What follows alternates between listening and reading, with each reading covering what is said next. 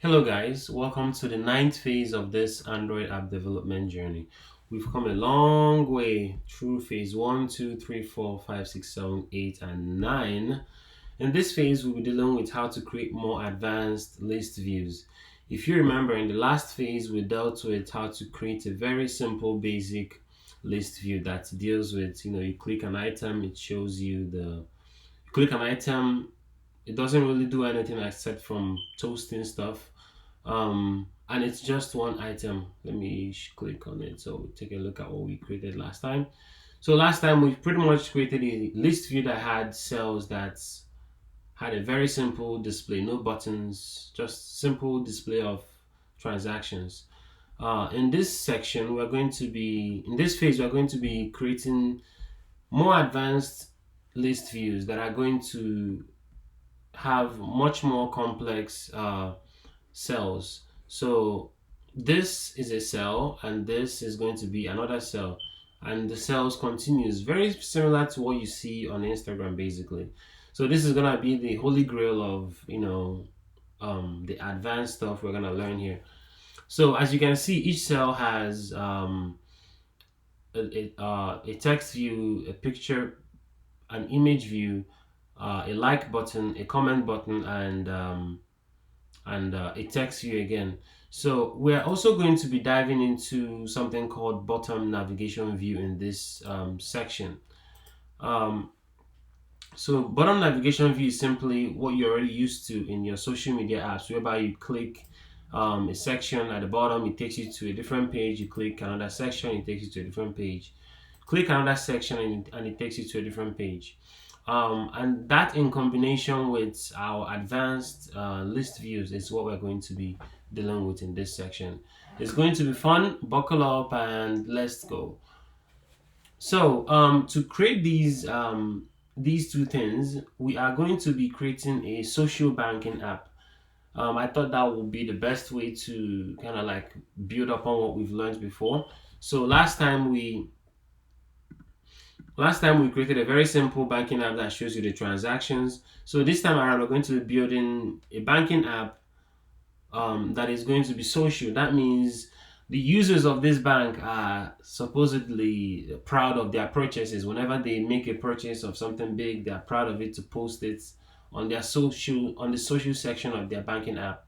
So each of those posts is what we're going to be working on today, and those posts are going to be kind of like the social media posts you're used to, but this time we're going to include pictures of the item the rich guy using this bank purchased. So that's what we're going to be dealing with, and it's going to be fun, and let's dive in. So to do this, we're going to create a new screen on our app. Last time we dealt with screen 8, list views. So this time we're going to create a new button, and this button is going to be advanced list views and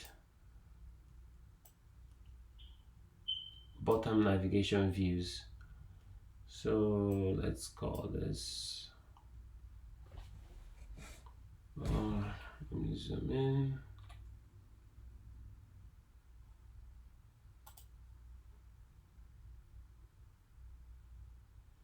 Come on, I want to scroll. All right. I'll make this a little bigger and longer because there's gonna be a lot of writing. All right, text.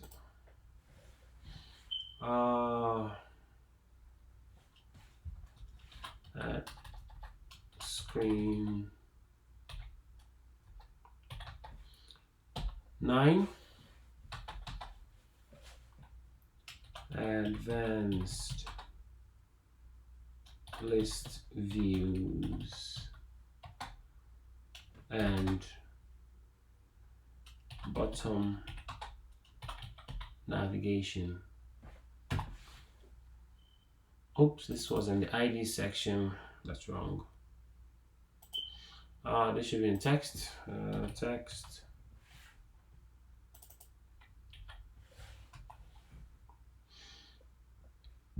So advanced list views and bottom navigation. I might as well complete the text navigation. Okay. Then back to the ID. The ID will be button. Let me see how the button 9. No, screen 9 button. Yes. Screen 9 button. Looks good. All right.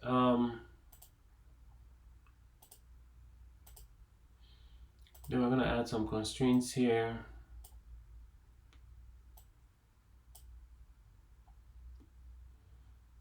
I'm gonna make this smaller to add constraints to the top.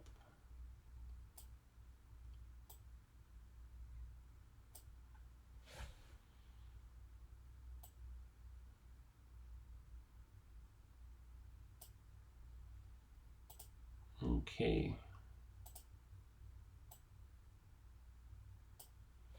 All right. Okay, so this is set to go. We don't have any problems. All right, so this is set to go. Now let's bring this into our screen. That will be screen new activity. So I'm gonna right click this, new Android activity, empty activity. We're gonna call this screen 9. Screen 9. Finish. Okay. So now our screen 9 is ready. We're going to set up the launching for screen 9 from the first screen of our app.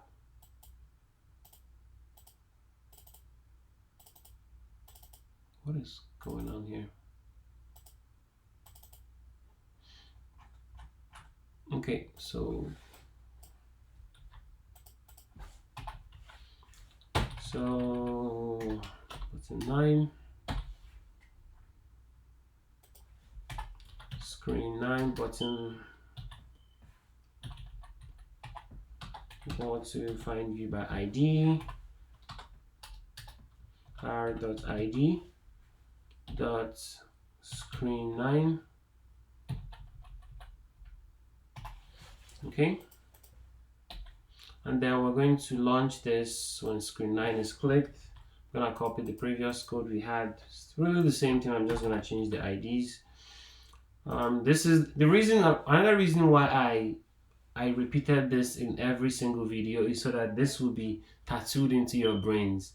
Even though it's the same thing, but I kept repeating it so that you master how to launch a new screen and how to implement a button click.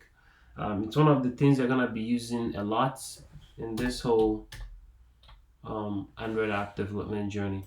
All right, so this is set up. It's going to launch screen 9. Let's see.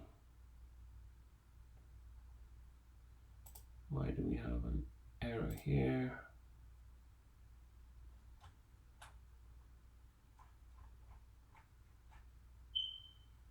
All right, so let's do a very quick test and see how this goes.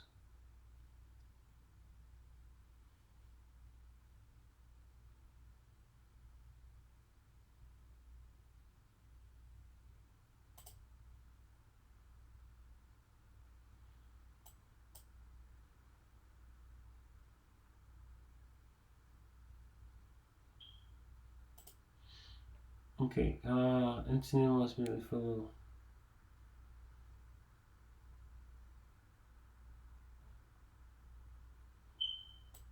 Where do we have this? Oh, okay, I have an and here. All right, and still looks good. All right, let's run again. So obviously, using this and symbol is not allowed here. All right,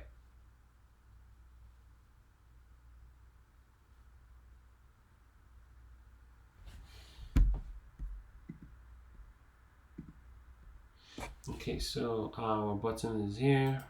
Click it.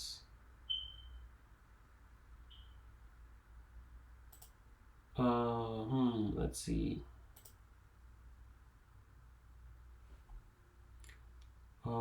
Screen 9, main activity.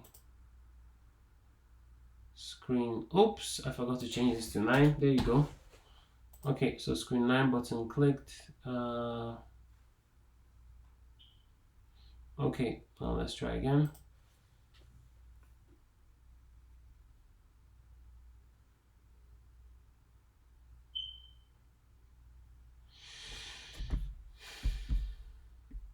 Okay, so screen 9 button click, it launches screen 9. Awesome. So now our next goal is to turn this blank screen to look like this. All right. So we're gonna start the design process now. So at the top here, at the root level, we, as you can see, we have a linear layout. Okay, and remember, linear layouts arrange their views in a linear format. That means it can be either vertical or horizontal, but as we can see here, this is a horizontal arrangement.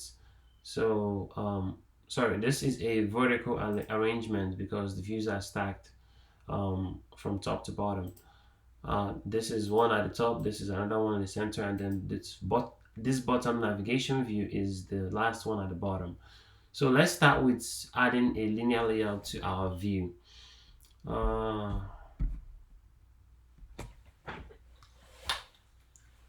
So screen 9, gonna get rid of all this, zoom this in, get rid of this too for now. Okay, so now we're going to drag in a linear layout into our view. That would allow us to align our content. You see, this is the one we need, the vertical one. We don't need this one because our views are aligned in a vertical manner. They start from bottom to top. Okay, so now we have this in. We're going to add constraints. I'm going to use this one.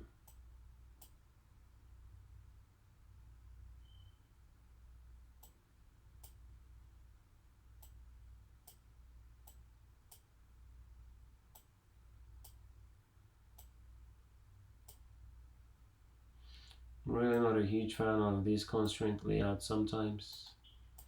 They just don't follow instructions.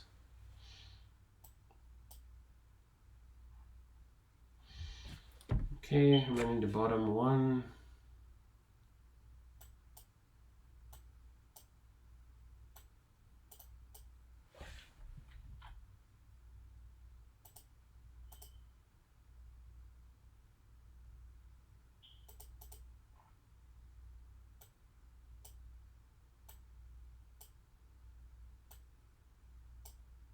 Come on.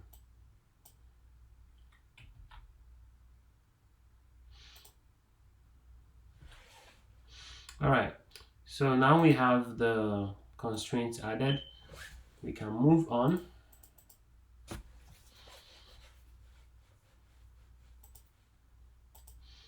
All looks good. Okay, so now we can move on to, by the way, you can also completely get rid of this constraint layout as a root and have this linear layout as a root. That's actually possible if you choose to. So going back to our design, you know what, let me do it for you guys just so you can know that this is actually possible. So to do that, I'm just going to copy this. I'm going to copy these required attributes. I'm going to put them in here inside the linear layout. I'm going to, I know I'm doing this from code now, just so you see that you can actually modify these from code. I'm going to remove the constraint layout specific attributes. I'm going to remove them. And then I'm going to remove the rest of these because I no longer need them. then this one too.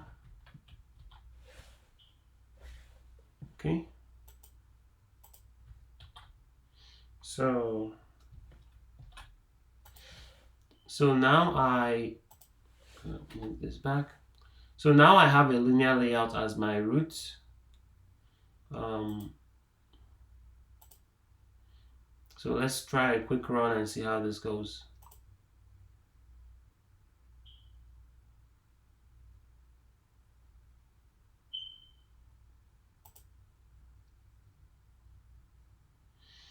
Okay. All right. So yeah, there you go. It launches, no problem. So we're gonna continue with that. I'm just trying to show you that you can actually, not have a constraint layout as your root. It's not required. I personally like linear layout as my root, because I like the views that scale. All right. So the first thing we're going to have is we're going to have a horizontal linear layout here to hold this text view and then this profile picture here. All right. So let's do that. Go back to design. So to do that, we are going to add the horizontal linear layout. I'm gonna drop it here as a child. I'm gonna call this top bar. Top bar. Okay. And then the next thing we're going to do is we're going to add a list view to contain our posts. All right. So list view, that should be in legacy, I think. Yeah. So bring it down here. All right. Then lastly, we're going to add our bottom navigation view. All right. Bottom navigation view. Where is it? Let's see. Layouts. Containers. I think this is it. Yep, bottom navigation view. So I'm gonna bring it down here. So now we have our three main view layouts or view containers or view parents. This linear layout here, the table, the list view here, and then the bottom navigation view here. So as you might have guessed, the next thing we're gonna do is to assign weights to them so that we can have them spaced out proportionally. All right, so for the top bar,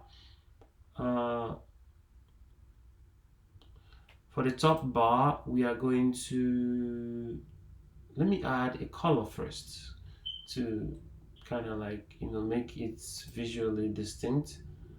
Let's see if we can borrow colors from here. Let's go with dark blue. Or even light blue. Let's go with light blue. And then for the table view, let's go with, these are temporary colors for now. We're gonna go with the background of dark blue. Then for the bottom navigation view, this one is going to remain as white for now. So let's go ahead and assign weights to them. So this looks like a weight of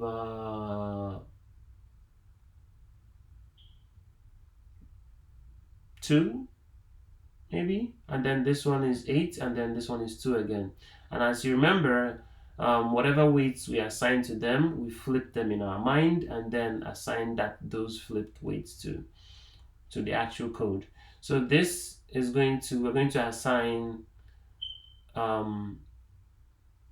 8 to this one and then 2 to this one after the flipping. Okay, so let's do that. Top bar, we're going to assign a weight of, make sure it's match parent. So top bar, we're going to assign a weight of 8. Enter. Then this one, we're going to assign a weight of 2. And then this one, we're going to assign a weight of 8 again. Remember, you choose the sum. For in this case, the sum I chose here is 10. I could also do 100 and then use 20, 80, 20. But here I'm using 10 as a sum, and then I'm using 8 and 2. Okay, enter. So now I have our top bar, our table view, and then our bottom navigation bar over here.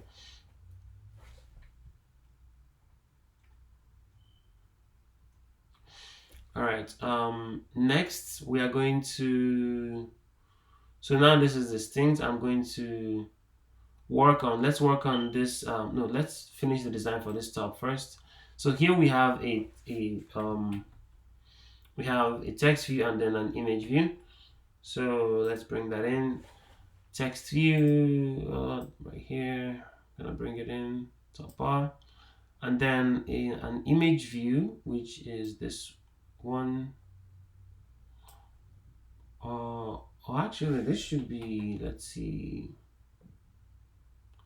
This could also be an image button. So let's do an image button because the person will probably want to click on their profile. So let's search image button. All right. So that goes, wait, let me expand this first. So that goes below the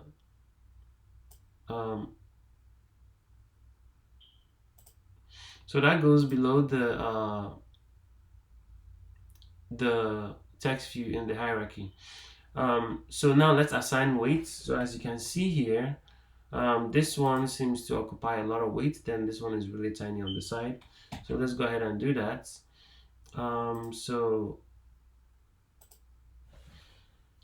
Text view, change it to match parent. Remember, whenever you're assigning these weights I'm teaching you, you need match parents as the width and height. So layout weight will be, let's see, 7 and 3. We'll reverse them. That will be 3. And then this one would be 7. And then make this match parents. All right. So this one is set. As you can see, this is still too much space compared to this one, so we need to reduce the weight of this image button here. So to do that, I'm going to reduce this to 2, and then this one, the image button, I'll increase this to 8. All right, now it looks better. For the text view, the text is social bank. Gonna change that. Social bank text, where is it? Text social bank. Okay, then we're going to adjust the text appearance, large, bold, where is it? Bold, center, and then we change the gravity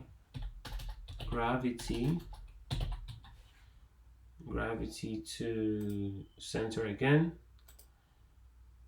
Okay, so one is center left, let's see,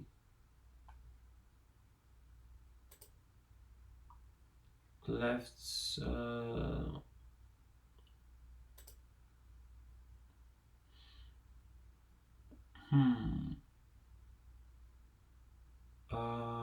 let's see, okay, so start and center, trying to align it to the left.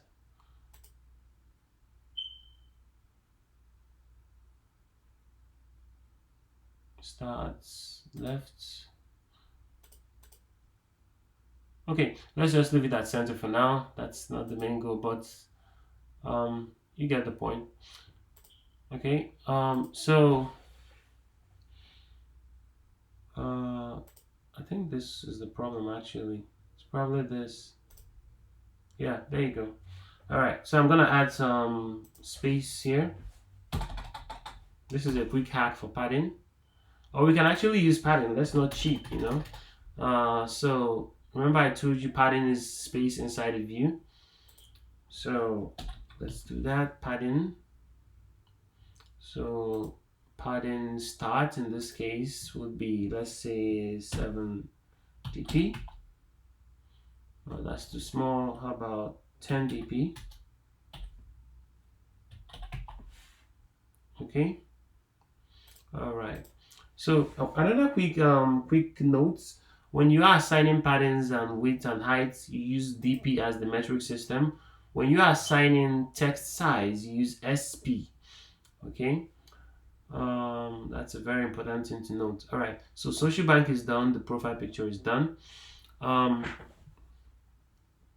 the next thing I'm going to show you is how to create your own icons and how to select your own pictures. So in this case, as you can see, this is kind of like a default stock image. We want an image similar to this, all right? And there is a place to find them. It's not on Google search always. There is actually a better place to find good icons and graphics like this. So to do that, there is Android icon packs.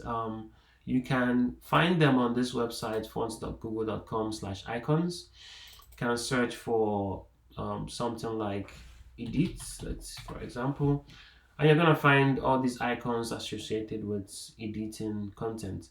And then you can customize them with, let's say you want ones that are field only versus outlined. As you can see the difference, look at this basket here, outlined, field. You see, some depending on the design of your app, one may be better. You may also want ones that are rounded more, ones that are sharp, ones that are two-toned. Depending on your app, one of these may be better. So we are looking for, let me see,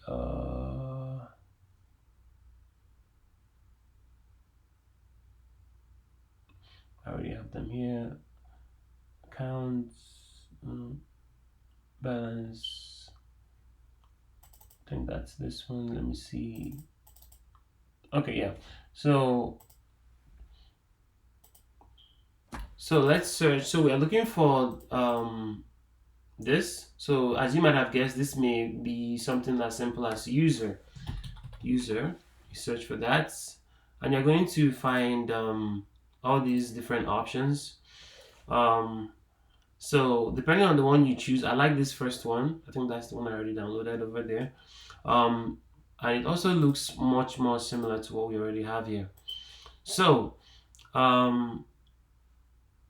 so you can pick any one. I'm gonna pick this first one. I choose field versus outlined. I choose field. So click that. Then the next thing you do is you click on Android, because we're on Android. And then I want it black.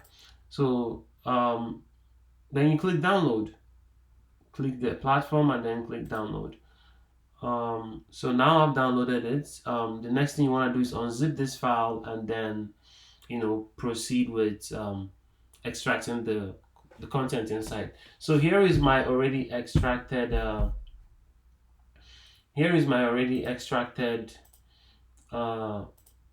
folder of that user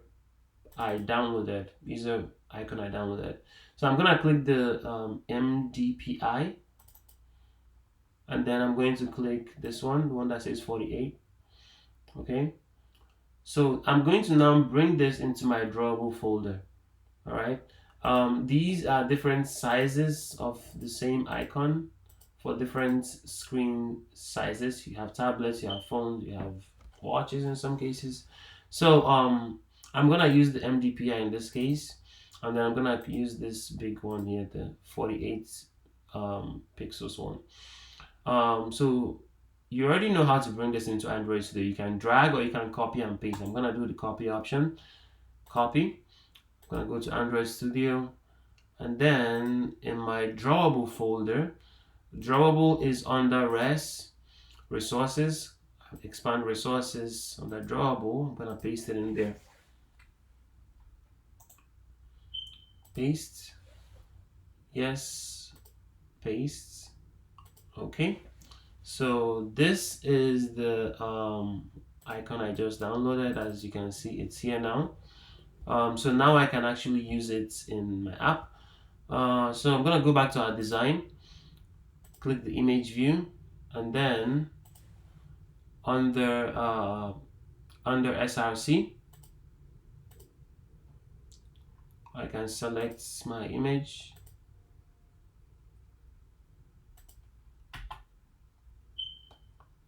I think I put this under the wrong SRC.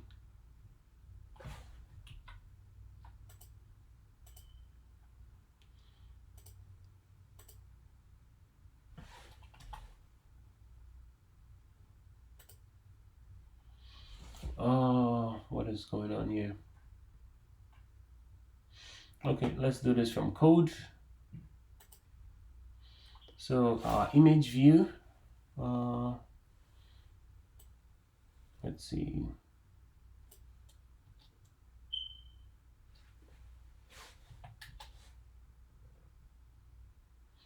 Okay, let's check again. Awesome. So that's our icon over there. It's showing now. I'm not sure why it didn't show in the first place. Maybe it's because of that SRC compact thingy. Anyways, here it is. It's showing now. Why do we have an error? Oh,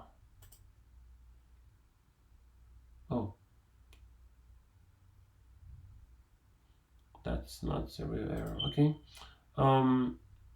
So the next thing we're going to move on to is our design says, let's see.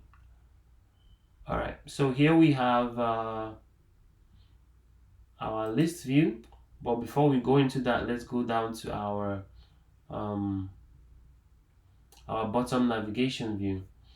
All right, so to set this up, we have already included it here. The next thing we're going to do is to go to the document we're working with. I have some snippets to set it up. So for the design,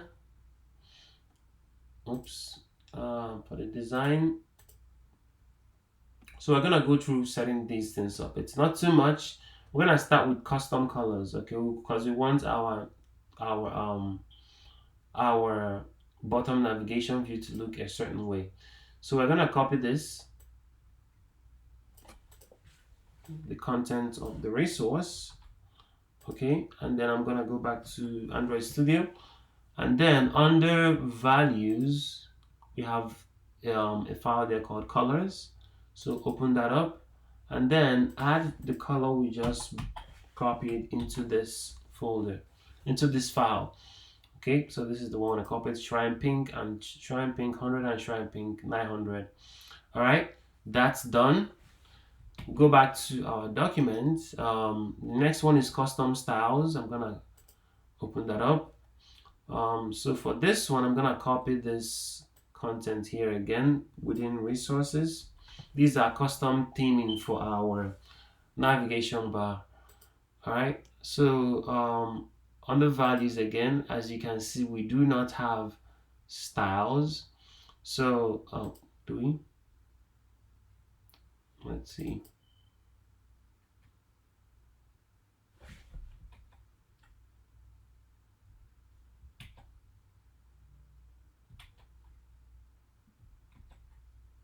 Okay, we actually do have some styles here already. So we can, no, we don't. This is in styles.xml, yeah. So we're going to need to add a styles to our XML. So I'm gonna right click values, new values resource file. I'm gonna call this styles. Oops, styles.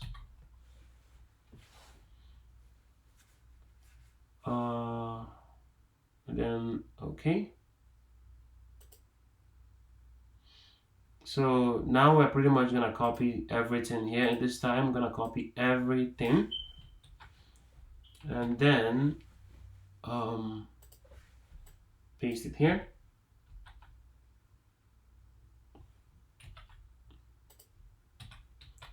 Okay, so copied everything and pasted it. Hope we don't have any errors. Let's see.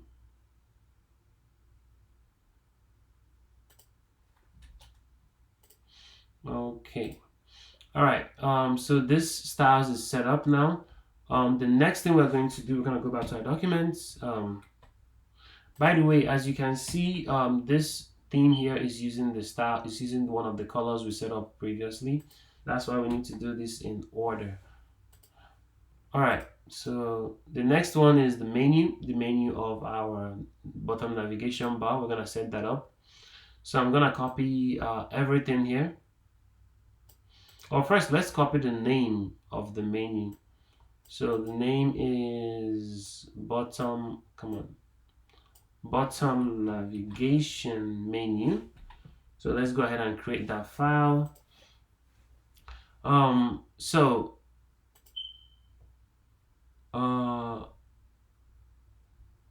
So let's right click on, I think, resources, new, let's see, that should be under values.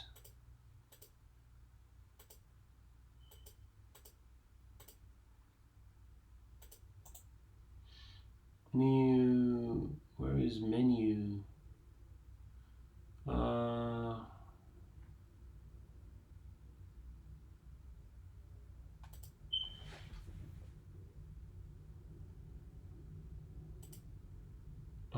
Should it be, let's see, oh my god, I forgot this. Let's see. Okay, let's cheat a little bit. Open recent, new window, let's see.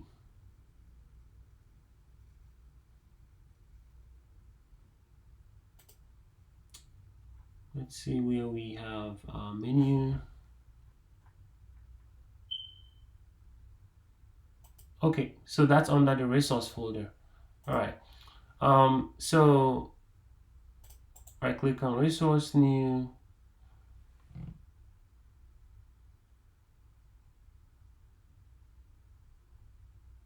menu. Not sure why this is not showing.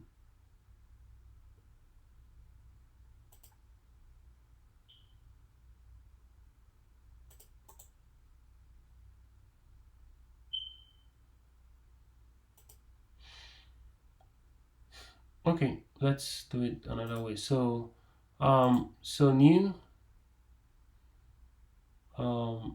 Android resource directory, new directory. I'm gonna call this menu. Then new. Oh, there you go. All right, I didn't know how to go through this. All right, menu resource file. So this is where we now paste in our. This is where we now paste in our the name of this file we want to create. All right, so I'm gonna paste that in there. I don't need to put in the .xml because it's gonna do that automatically. So I'm gonna click OK. All right, so now this menu file is created. The next thing we're gonna do now is we're gonna bring in the values of the menu. So, and those values are this. So I'm gonna copy everything inside here. Copy. And then I'm gonna click code. That's what I want. I'm gonna replace everything inside here with this menu. All right. Let's ignore these errors for now. I'm gonna get to them. So menu is done. The next thing we're gonna do is bring in those missing icons. So we pretty much just need an icon for bank, an icon for feed, and then an icon for settings. So as you can see here in the menu, we already have bank, feed, and settings done. Just need the icons. So the first icon we're gonna need is an icon for bank. So remember the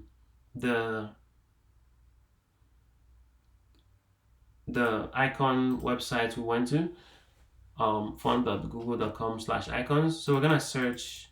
The first one we have there is bank. We're gonna search for an icon for bank. So let's type bank. All right. So we see a bank one. I like the field one, so we're gonna use this one. And again, click Android, and then click download. I already have mine downloaded, so simply gonna use it. That's I think this one. Yeah, so I'm gonna click again the 48 pixels one. I'm gonna copy it and then bring it to Android Studio, put it in my drawable folder. Drawable is under resource, and once it's there, let me do this manually. Paste. Once it's there, the error should go out. So you see this one is checked. So the next thing we want to do is find an icon for feed. So in our search here, we search for list or feed. Doesn't really matter. If the system is smart enough to know, what we are looking for. So find the one you prefer. When you find the one you prefer, I chose this one. I think I chose I think I had chosen this one. Let me check. Let's see, feed. Okay, so I chose this one.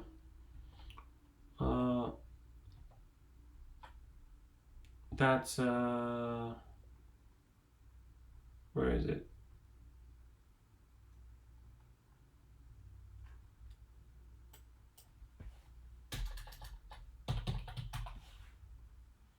I think that's this one. Okay, so I choose this one. So click it under field, click Android, and then click download. Once you download it, unzip it, and then come into the drawable.mdi folder, and then click on the 48 pixels one, and then paste it inside your drawable folder in Android Studio.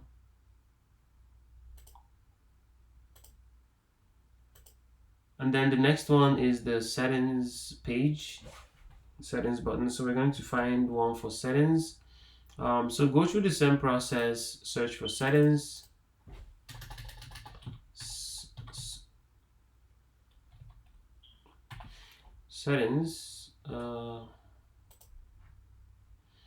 then on the field, probably want to click this one. I think I like this one. So click it, download, click Android and download. I already have mine set up. That will be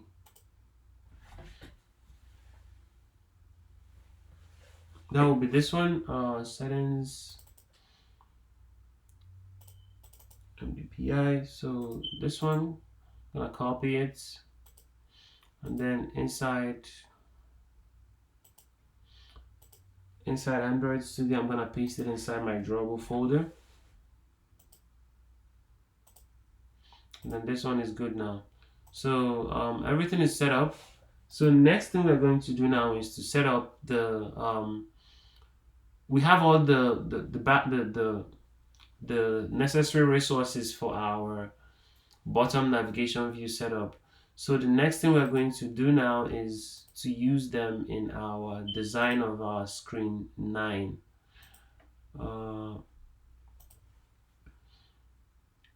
So screen 9.xml, this is our bottom navigation view. So we really just need to assign the theme and the menu option to it. So that's under this menu and then under the style. But we're gonna do that from code, okay? Because I have a snippet. So under bottom navigation usage.xml, so there are two main customizations: the menu attributes and the style attributes. We can add these from here and from here, but I'm gonna make us do this from code. So let's copy this one first, the one that says style. Copy it, go back to here and click code, then find the bottom navigation view. It should be the one at the bottom, and just add the style. Okay, then the next thing we're gonna do is go back to this, copy the menu, the one that says menu, copy that, and then come back to our under design and under the bottom navigation view, go to XML. So we also add that one there. Notice I'm adding this right here. Notice I'm adding it here, okay, before this closing code. All right. So as you can see, this is now showing like a real bottom navigation menu. As you can see, it's now showing we have a bank, feed, and settings, just like our design here. Where is it? Just like our design here, bank, feed, and settings. Here, bank is the one that is currently selected.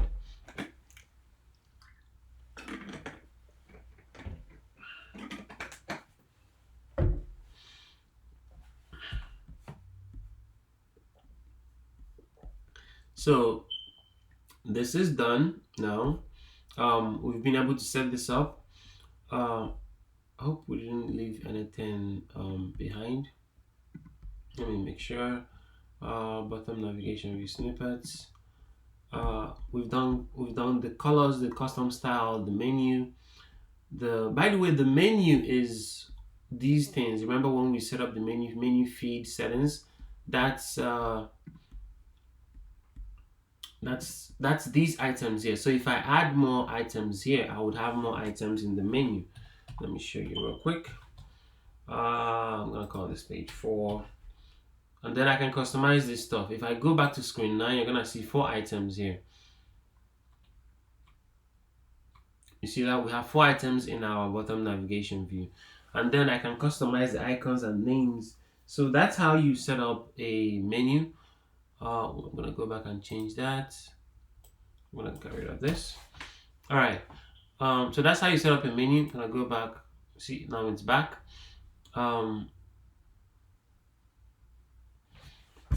Then we set up menu. Okay, so the next thing now is to connect all these stuff to code.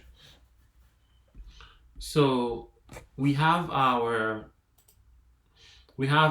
top bar here. So show bank name, our user profile icon, our table view, and then our bank feed and settings. All right. So now this is done. Let's work on assigning IDs to this. Before we dive into that though, we're going to create a mini page for bank, a mini page for feed, and a mini page for settings. All right. So let's do that before we dive into code. So right here we have our list view in the center. We're gonna need to embed this into a frame layout. Remember, a frame layout aligns its views in on the z-axis. Oops.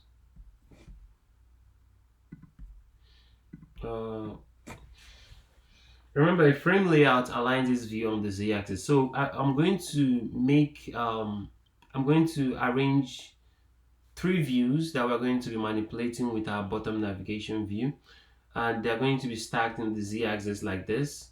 And then, so that means our bank view is going to be the first one, our feed view is going to be the second one, which is going to be our list view, and then our settings view is going to be the last one. So I'm gonna bring in a frame layout and then put the list view inside it. Okay, where is my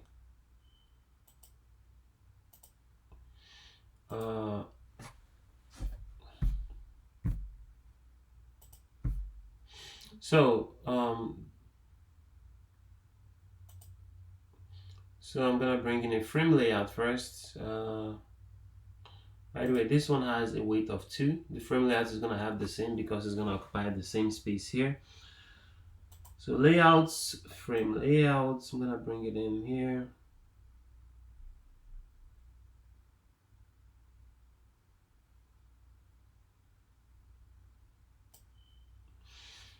Okay, I'm gonna move this one back up.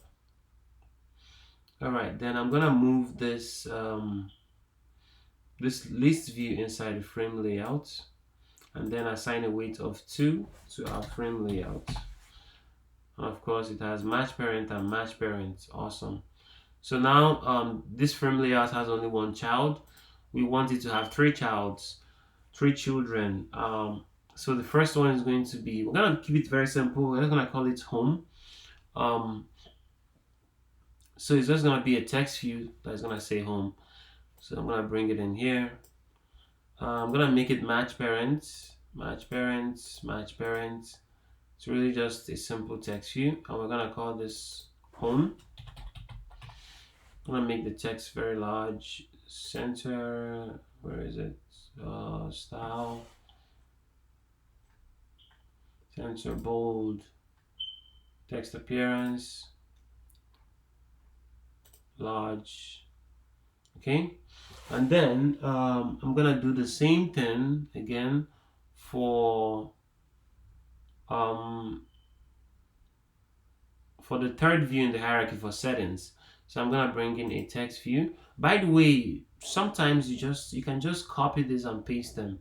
I like to copy and paste them from code. So let me do that real quick so you can see. So in code, under our frame layouts, this is our frame layout. I can just copy this and then paste it here. I'm just gonna change the ID from here also real quick. I'm gonna call this home text view, home text view. If you're scared of this code, you don't have to make the modifications from here, but I'm just showing you that you can actually do stuff from here. This will be settings,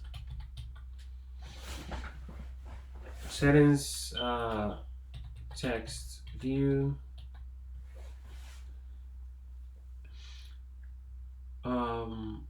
and then the text is going to be settings. That way I don't have to make the same changes for all the other attributes. I just copied and pasted them. All right, so home text view, settings text view, this is done. And then our list view, let's give it an ID. Let's call it feed, the ID, feed list view. All right. So now we have the IDs done. We need an ID for our bottom navigation view. Let's call this bottom nav. Let that be our ID. All right. Next, we're going to. So we've given an ID to this, an ID to this, an ID to this, an ID to our bottom navigation view as well. All right, so everything seems to have an ID now. All right, great. And we've set up our bottom navigation view to look as we want it. So the next thing we're gonna do now is let's run a quick test and see how this looks when run. All right.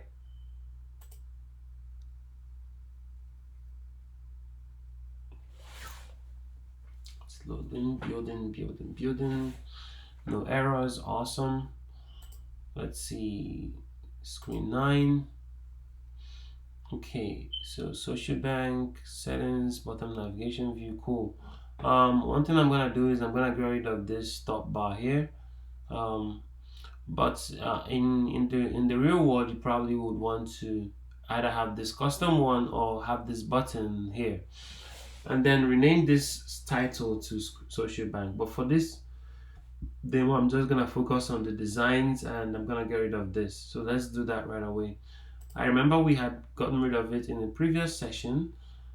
So that would be on screen 7, I believe. Let's see. Screen 7, I think we did get rid of it. Did we? No, not here. Screen 8, did we? Yes, we did. This was the code. So I'm going to copy that and bring it to screen 9. Okay, so that hides that top bar. I'm gonna run the app again.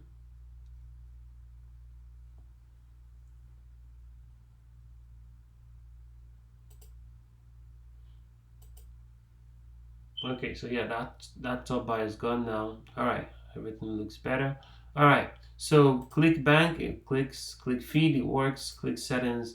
So now what we're gonna do now is make the bank section hide every other thing, every other view that was in our frame layout except the bank.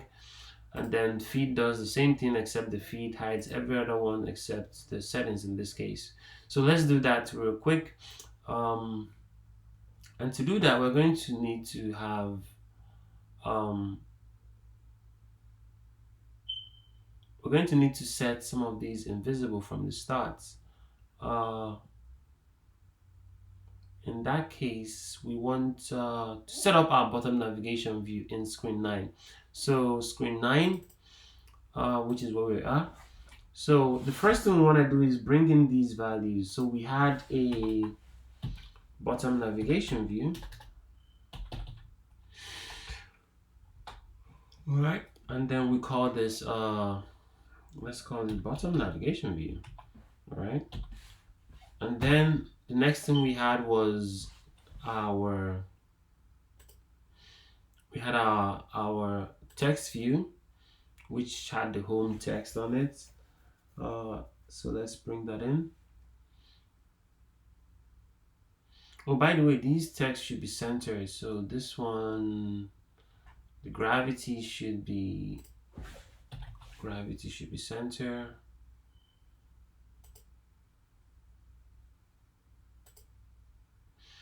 And then for the settings page, we want the gravity to be center as well. Okay. All right. So let's bring in the settings and the home text views into our screen 9. So settings. Nope. That was a text view. So let's call it text view. And this was text. No, this was our home text view. All right, and then we also had the settings text view. Let's bring that in. Settings. Okay, so home text view, settings text view. Next thing we had was our feed list view. So let's bring that in. So that will be a list view.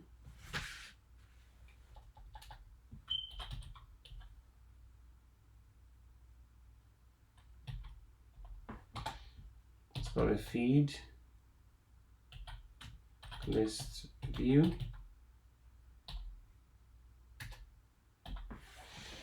Feed list view. And then, as you remember, we're going to find view by IDs for these three things.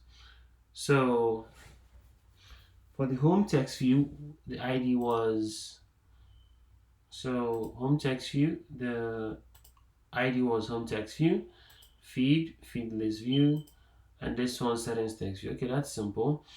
I think we can remember that in our screen 9. All right, so home text view equal to find view by ID, r.id.home text view, and then feed text view, or feed list view equal to find view by ID, r.id.feed list view, and then lastly our settings text view equal to find view by ID, r.id.settings text view. All right, so this is done. So now we also need to do this for our bottom navigation. So if you remember, this one was bottom navigation view equal to find view by ID, arrow.id.bottom navigation, bottom nav, that's what we called it.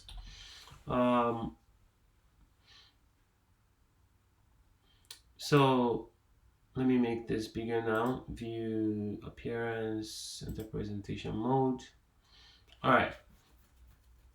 So the next thing we're going to do now is to set up this bottom navigation to the points so that we can click stuff and respond to the clicks. That means we can respond to these clicks and do stuff when they are clicked. Okay. So let's dive into that. And to do that, we simply use the function called, where is it?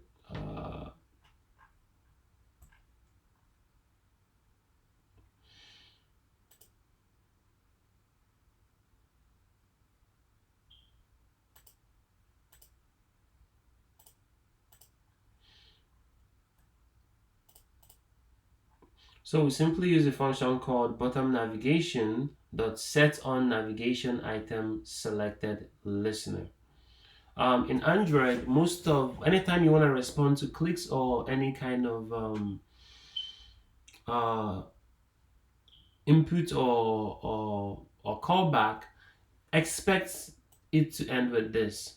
So we're just gonna say BottomNavigationSetOnNavigationItem listener, and then this would pop up.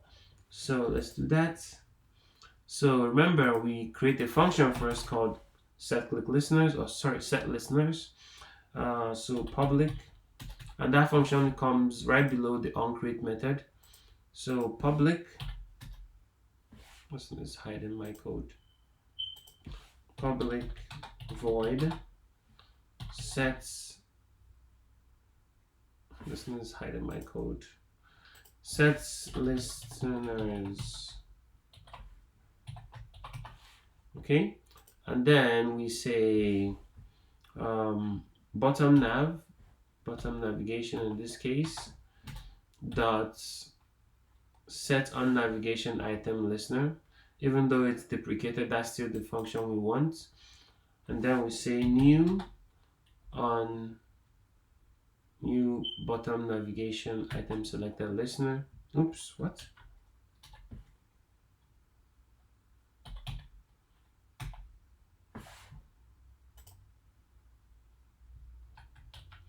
This is doing some weird stuff.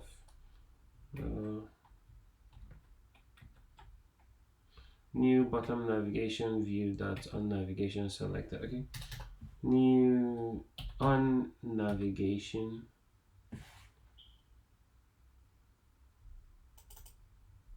Okay, there we go. So bottom navigation view dot set on navigation item selected listener, and then you simply call this one new on navigation item selected listener, and then it generates this for you. So inside here is where we now write the code of what we want. First, we're gonna change this to true because it means we handled the code, the callback. And then here we're gonna have a switch case. A switch is it's an if statement that goes through some very hard-coded values, and then based on those values we respond. In this case, we're gonna be going through menu IDs to know which menu was clicked. Remember, our menu file had a settings, home, and a and feed.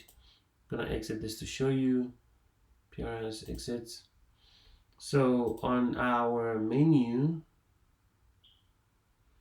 where is it? Menu. So we had this ID called page 1, page 2, and page 3. Okay, so we're gonna use this ID to know which one is clicked. So that means inside the switch case here, we're gonna be going through those IDs, and this can be found in the sample code here, where it says case, page 1, page 2, and page 3. and then if this is the one that it lands on, item.getID, that's the menu item.getID. If this is the one that it lands on, we do this if it's page 2, and do this if it's page 3. So let's copy this and bring it into our code.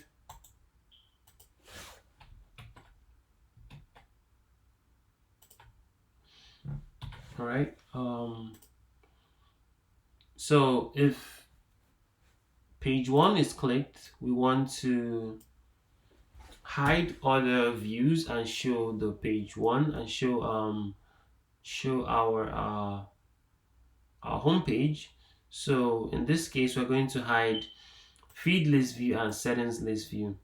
So let's say feed list view dot set visibility view dot gone. Okay, and then we want to hide our settings as well. Settings text view dot set visibility view dot gone as well. But we want to show the home, so we say home dot set visibility equal to view dot visible.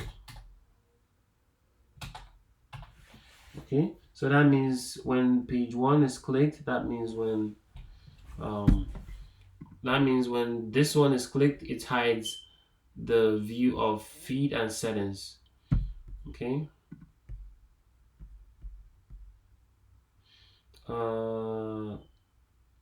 And then when the feed is clicked, we pretty much do the same thing in reverse. In this case, we show the feed, so that will make this one visible. We hide the settings.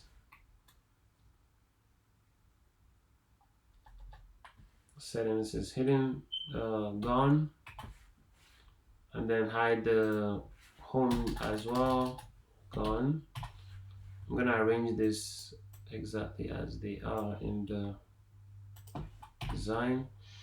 This one, feed came first, so home came first. All right, then lastly we have the settings page, which is page 3.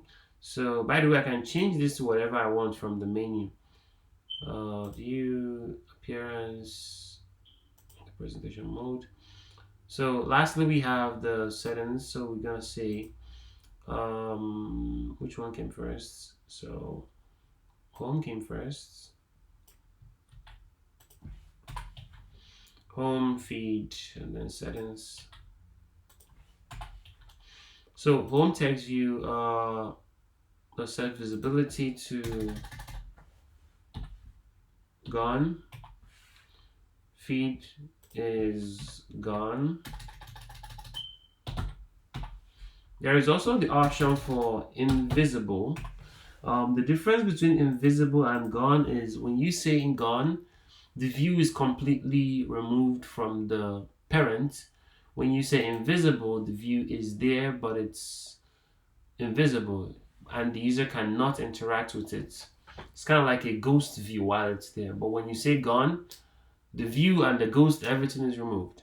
So that means when a view is invisible, it still maintains its boundaries, it still maintains position in that space. But when it's gone, it no longer maintains position in that space. So let's take this back to gone. And then settings text view will be visible.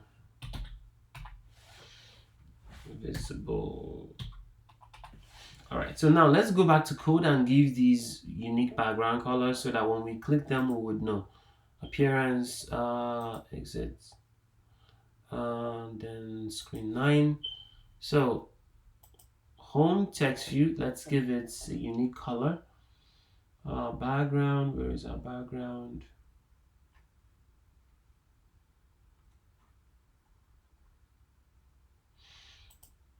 Okay, background. Let's give it a color of orange. And then our feed, this should be, let's give it a very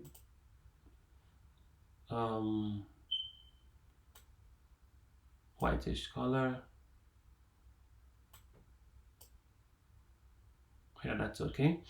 And then our settings, let's give that a background color of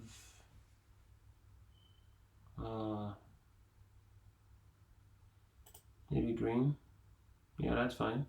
Okay, so now this is done. We can go ahead and run the app and test. So with this, we've declared our bottom navigation, and then we need to call this function so that this would actually happen, the set listeners. Remember, everything begins from onCreate method. So every code here has to come inside onCreate method somehow. That's why we are calling this set click listeners inside our onCreate. Oh my god, what is that? Set listeners, right?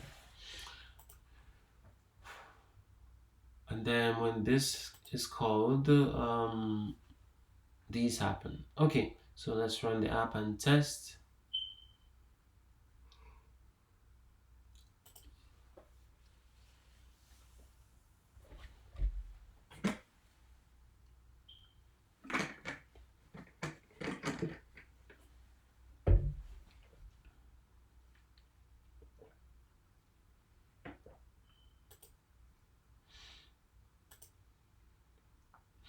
Okay, so bank clicked, feed, that's a list view, still empty for now.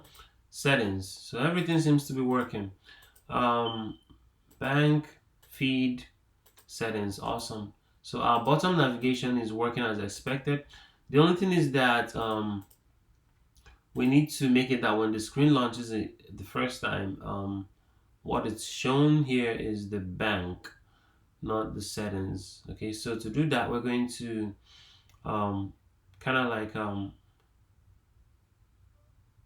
pre-hide some views. So to do that, let's call this line of code from the beginning. So let's do that from here. So that's the code that happens when home is clicked. All right, then let's try again.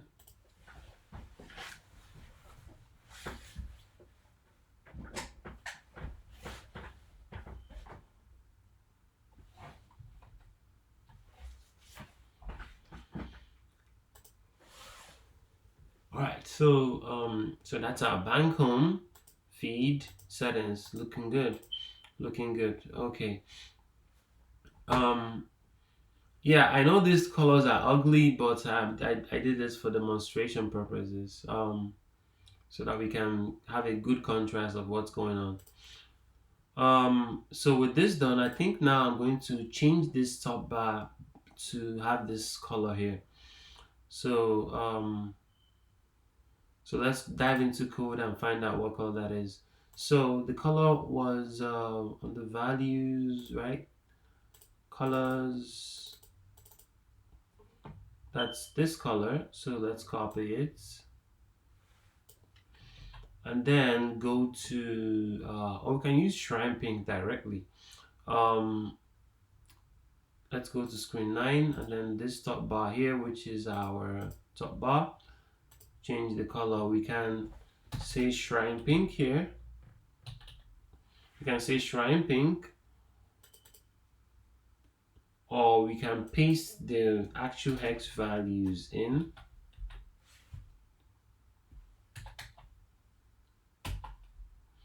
Okay, it's the same thing. So now we have something that looks a little better when we run the app.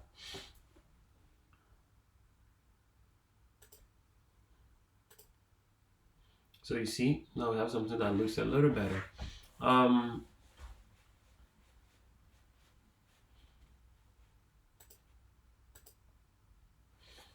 So next thing we're gonna do is we're gonna now work on this table view. So far we've designed this whole thing. So the next thing we should do is to work on this table view. Um, so so last time, if you remember, we did a very simple table view. So now let's go ahead and work on setting up the cell, designing this cell that we're going to add into our table view. So let's do that first, then we'll dive into the code part. So to do that, last time under our layouts file, we had a transaction cell which looked like this. Okay, so this time around we're going to be creating a post cell for posts. This is a social app. So let's create a new XML file.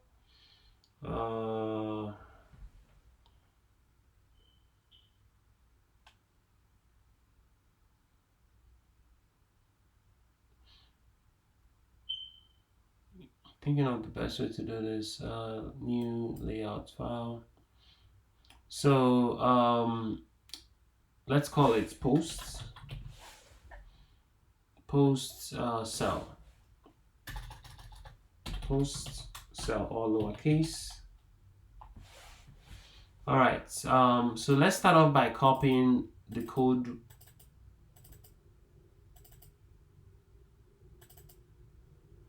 Let's start off by copying the code we have here, which includes the background selector we created back there. So let's copy everything here. Ctrl A and Ctrl C, depending on the computer you're on. And then let's go to our post cell and paste everything in there. Kind of have to give us a head start. Okay, so right now on our post cell we have this to start with. Now that's done, let's start designing this. Okay, so we already have a rounded corner on our post cell. Design, zoom in, I'm gonna hide this. We already have a rounded corner. The next thing we're gonna need to make this bigger. So on the roots view, which is this one, let's make it let me do this from the design just to make it easier for you. So on the root view, which is the constraint layout, I'm gonna make it about 200 and see how that is. Still too small. How about 300 dp? Okay, that's about it. Yeah, that matches this size we have here. So now the next thing we're gonna do is ask ourselves what we're seeing here. What kind of linear layout do we have here? Looks like we have a vertical linear, because this is stacked in a vertical manner. So let's add a vertical linear layout into our cell. So I'm gonna delete this stuff we have in this layouts. Delete, and then I'm going to change this one to a vertical. How do we do this? I'm gonna search for orientation.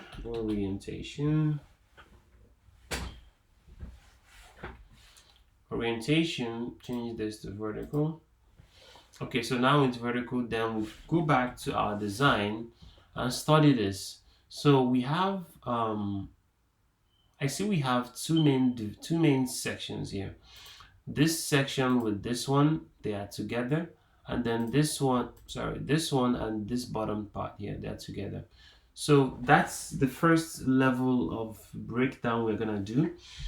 So to do this, we're going to assign this one here. We're going to assign. Let me try this again. We're going to assign this two views here into a linear layout that is going to occupy a weight of 7, and then this second half here is going to occupy a weight of 3. Okay, and remember, when we do this, we reverse the values. All right, so let's bring in another linear layout that is vertical. Layouts, bring this in, and then another one that is also vertical. Bring this in. Okay, so let's call this top half. Top half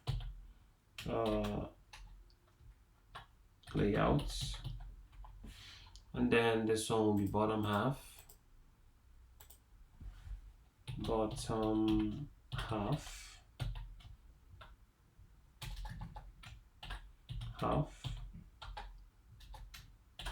layouts. Okay. So top half layout and bottom half layout. Okay. The next thing we're gonna do is we're gonna need a text view and an image view. Okay. So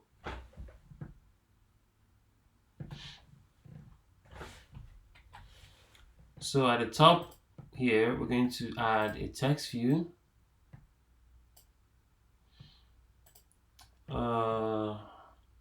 And then an image view.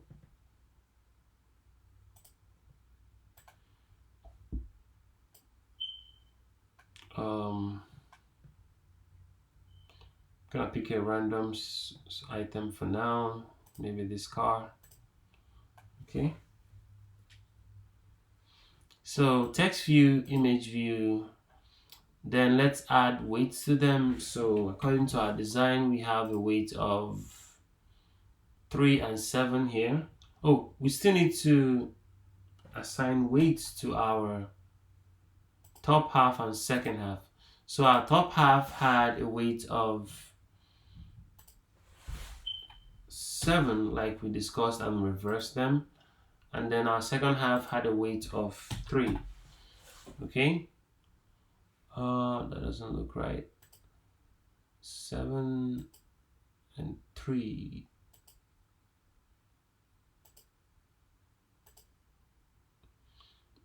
Why is this like this? We should have match parents.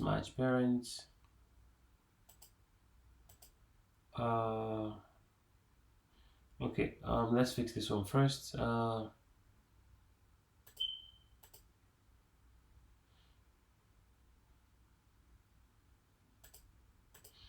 this one is here, top half weight of 7, bottom half a weight of 3.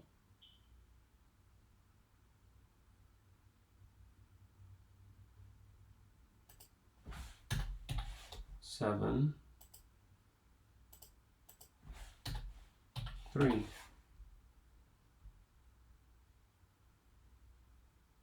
Oh yeah, reversed. So 7, 3 and 7. All right. All right. So now let's bring in our.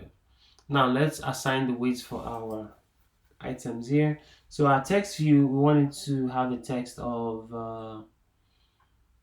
random text. Where's our text attributes? Let's give it a text of Bob Gibson. Okay, and then I'm gonna make it bold, align to left, and then center. Oops.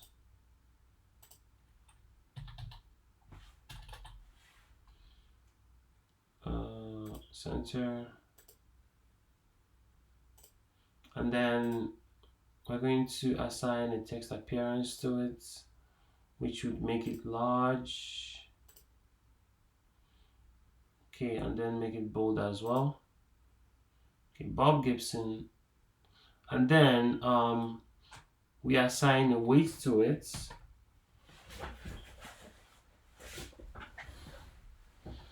So the weight of this should be 3 and 2. Reverse, that will be 7 and 3.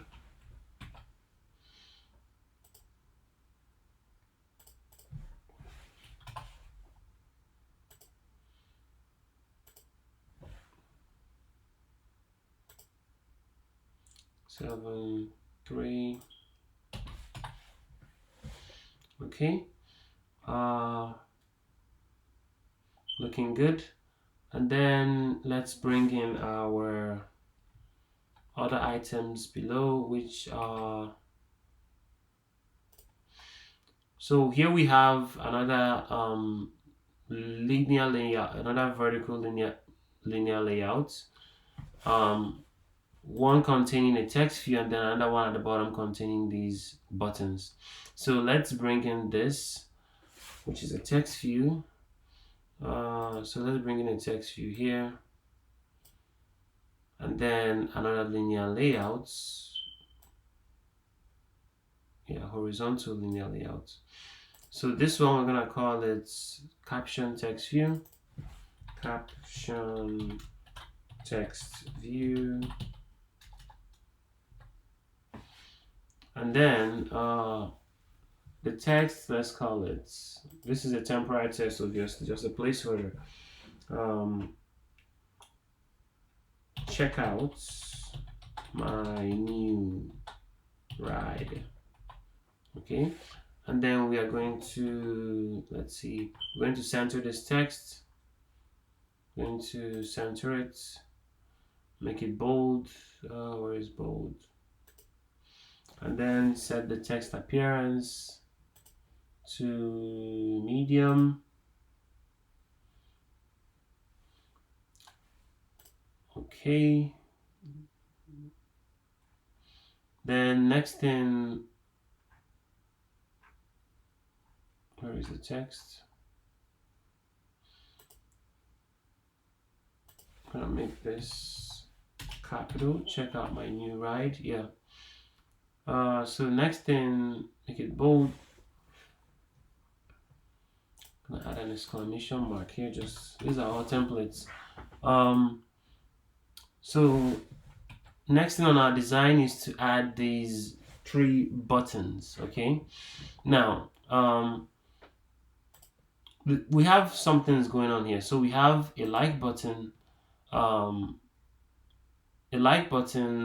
a text view, comment button, text view, and then a balanced text view. This one is just a text view, it's not a button. So let's go ahead and design these 1, 2, 3, 4, 5 items. All right. Now if you look closely here, you will notice that this button has a much bigger weight than these other ones. So that means I'm going to add a text view here and then add these ones inside a separate horizontal linear layout. So let's go ahead and do that quickly. So this is our text view up here, horizontal linear. So I'm going to add another text view down there. But first let me add the linear layout. That will be horizontal, and then add the text view right next to it. So this one will probably have a weight of 6, and then this one have a weight of 4. So I'm gonna remember, reverse those. So weight of 4, and then this one a weight of 4. Then this one a weight of 6. 6, and of course this has to be match parent.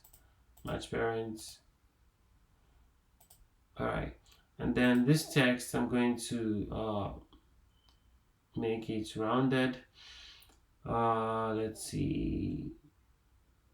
Center first. Center the text. Gravity.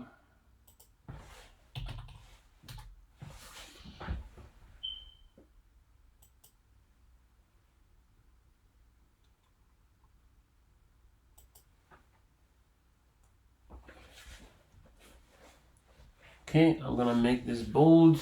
Everything has to be bold in this world, otherwise they're not so visible. Let's see. It looks like this thing has a lot of weight, so I'm gonna reduce it a little bit. So this one be 3, and then the other one 7. The sum is 10, obviously. Okay, now it looks better. So now I'm going to add a lot of margin to this and add a background to it. The reason I'm going to add margin to it is because I want to replicate this effect here. This effect here. So margin, let's see. Before I do that, let me finish the design we have going on here. So we have a like button, a comments, and then text views. So let's add a like button. That will be, let's go with an image view for now. Let's go with an image view for now. We can also we can also go with an image button. Which one will be simpler? Let's go with an image view for now to keep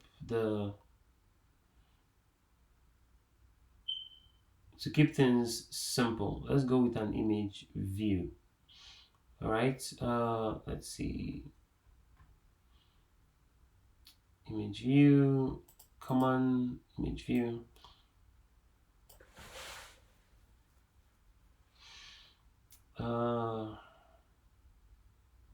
I'm gonna select this random one for now. And then we also need the text view. So text view, bring it in. And then we also need another image view. Image view. I'm gonna select this same random icon again. And then I'm going to select a text view.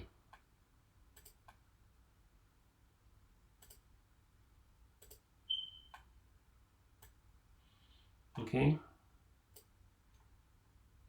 Now I have this done. So the next thing I'm going to do now is set up our text view real quick.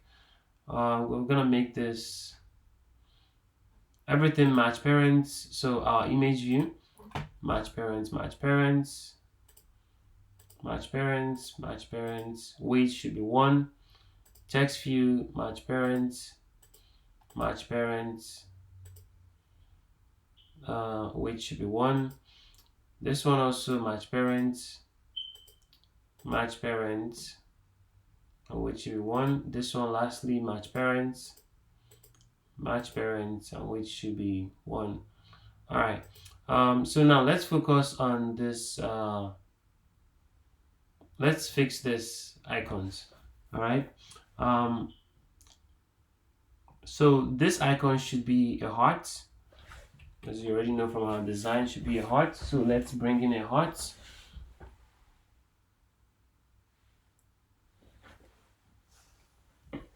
From our icons page, I'll search for like, and you will see a heart. So click that, click Android, and then click download. All right, I already have one here. So open up the MDPI, and then copy it, and bring it into the drawable folder. That's this one.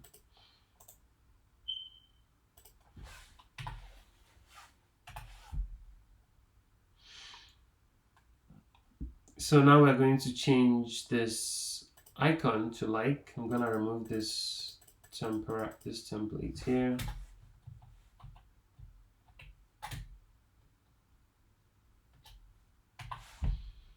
Then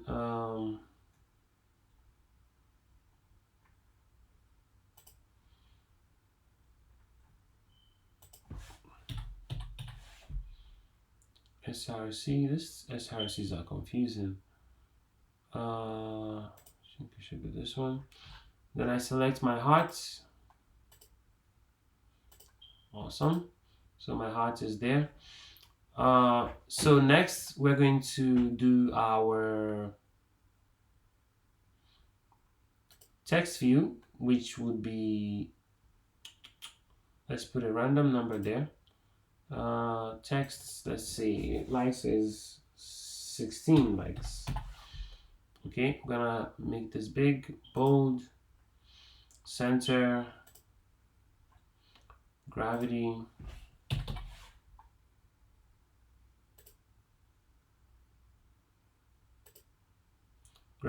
center. Okay, and then the text appearance, this one. By the way, the reason I usually don't add a hard-coded text size is because text appearance scales, this one doesn't. So I always like to do things that will make my app scale to different screen size. All right, so do the same thing for this one. This one is going to be bold. Text appearance, medium. It's already centered, and this one also center again, bold, and then center, text appearance, medium, and then the text, let's give it a number of maybe, where is the text, maybe 5 comments.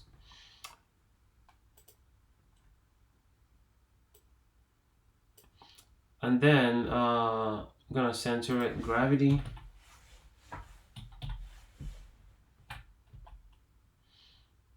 Gonna make that center. Okay. So now let's work on this. This one, the icon. Okay, the icon should be comments because we're dealing with comments.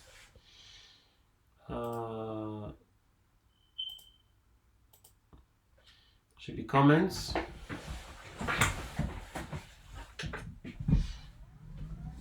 So we're going to download a comments icon to deal with that.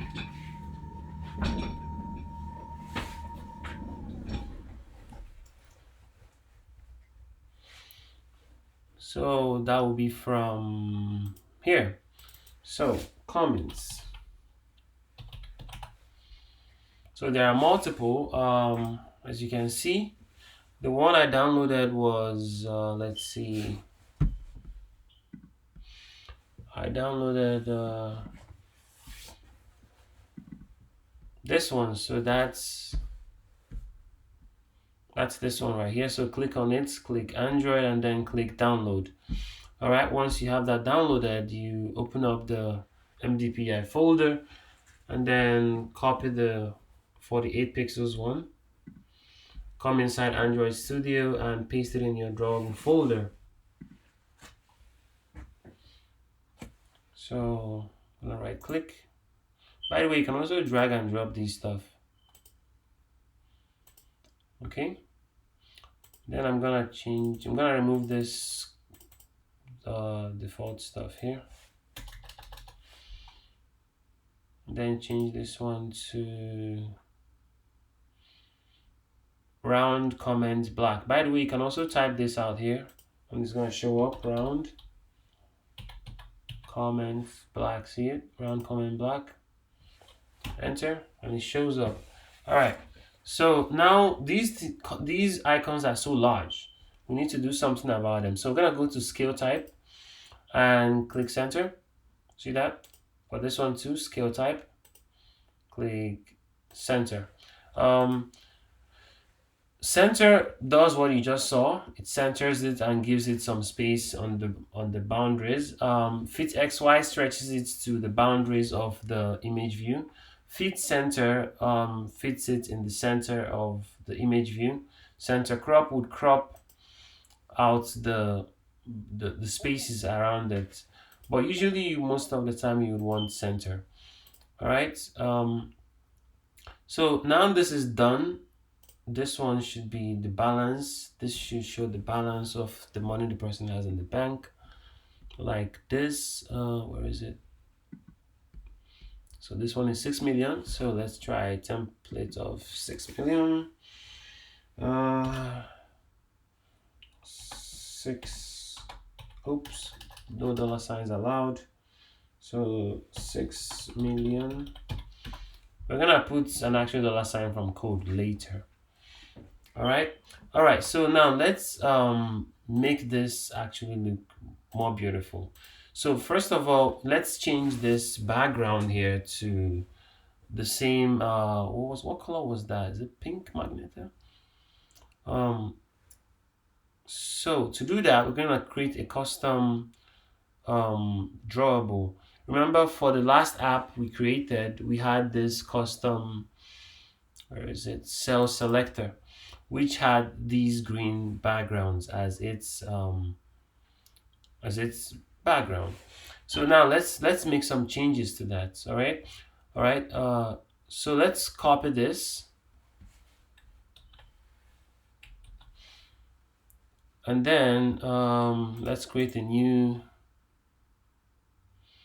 drawable resource file. Let's call this post cell selector.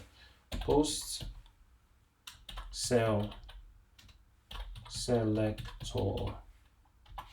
Okay, and then let's paste all that code we just copied from the previous one here, and now we're just gonna make changes to these colors. Okay, so let's go and steal that pink color we have from our, that's this pink color. Where is it? Let's steal this pink color and use it in our post. Okay, let's see.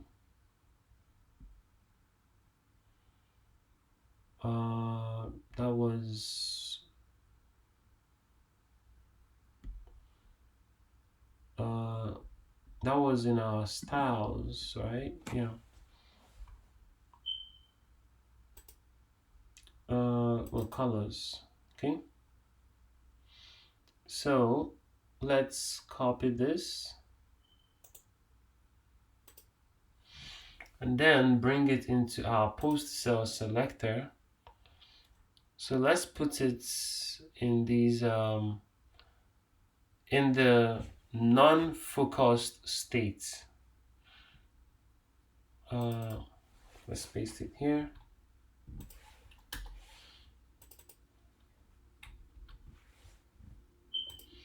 Then let's grab a darker shade of, what's going on here? Let's, oops, copied more than I needed to.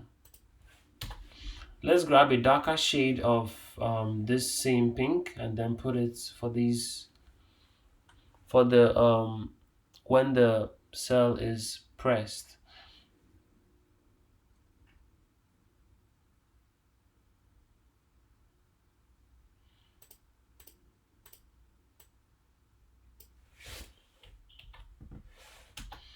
All right, so doing that, let's go and Google the, let's Google that color, and then we'll find a darker shade of that same color. So the way I love to do this is by, I'll click one of these options, and then it's gonna provide me like a color wheel. This is the color we're on, so this is a darker shade of it. This is a light, these are lighter shades of it. So I'm gonna select this one, and then I'll copy this color. I'll copy this color and then go into my code and then use it there. So that means when this color is clicked, we're going to have this darker shade showing. Let's see, cell selector. So I only had this one dark, the rest was the same. Okay, so our post cell selector is ready. Let's bring it into our design. That will be post cell. So at the roots,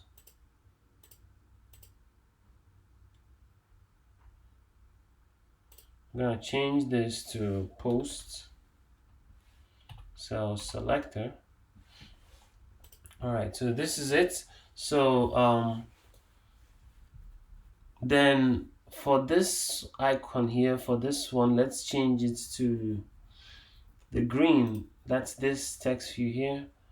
Let's change it to the green we had before.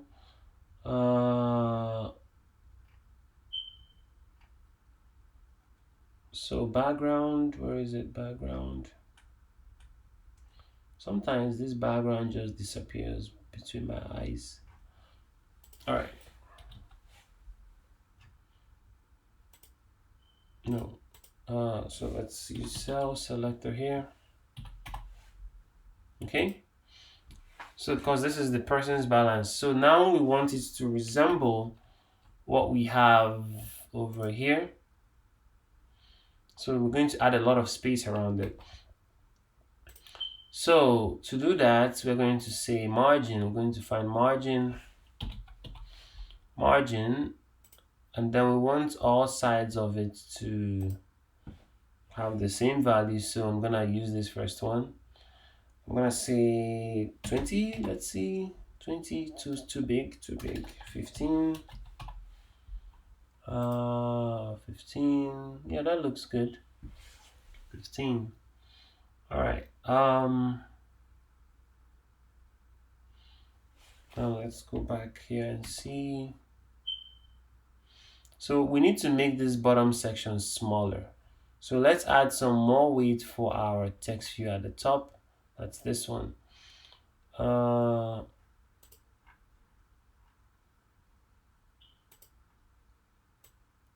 isn't it scrolling? Okay. So that's this text view is sharing weight with this one.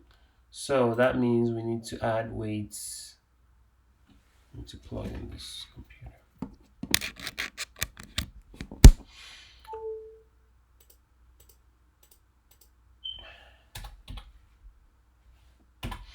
So that means we need to add weights. Wait, never had weight?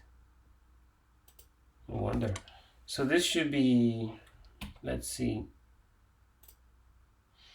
So this should be, this text view should be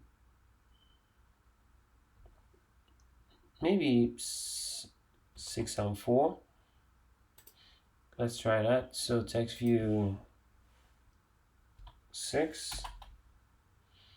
Then this one 4. Now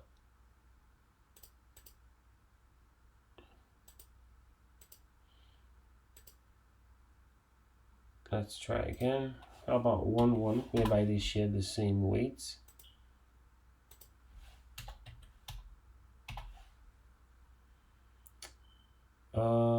Okay, something is wrong.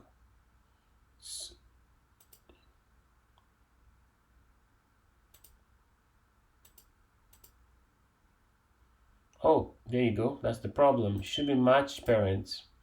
All right. So 6 and 4. Let's try that again.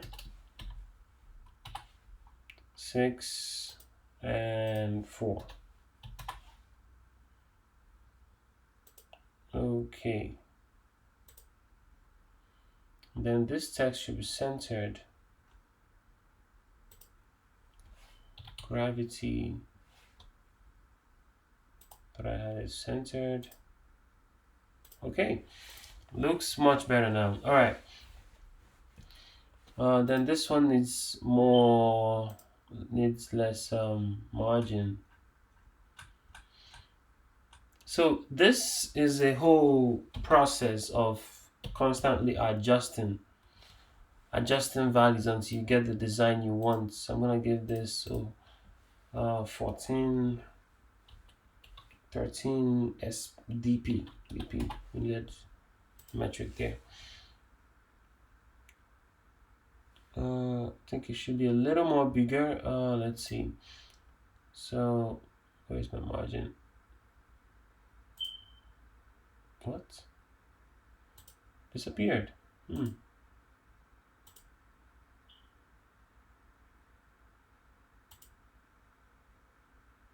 Okay. Margin.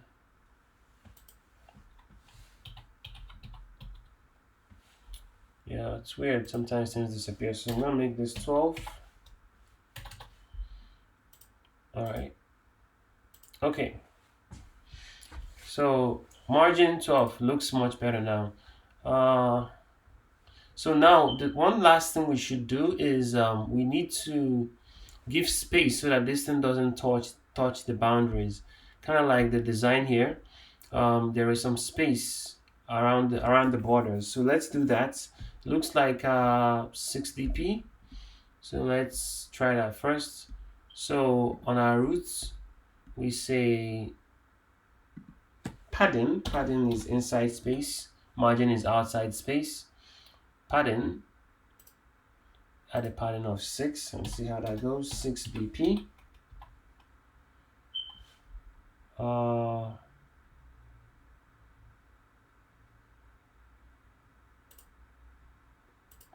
6dp. Let's see. I think that looks right. All right, then this image view, we want it to center crop, okay? So this thing is going to look better. Image view, wanted to use that value of center cropping. Scale type, center crop. Much better, much better. All right. So now we have this designed like this. The next thing we want to do is have our list view have a contrasting color to this. And in this case, that contrasting color would, I think it would be better if it's, where is it? If it's a color somehow like this. Somehow like this. So let's find this color and bring it in. So that color, I believe, is in our styles. No, should be colors. Let's try colors. What is happening? Okay, so I think that's this one. So let's try that as our background in our list view. So screen 9. We have so much stuff here. Transaction.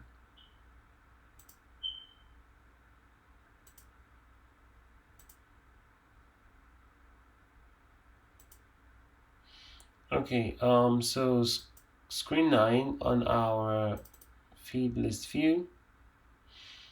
We're gonna set the background to be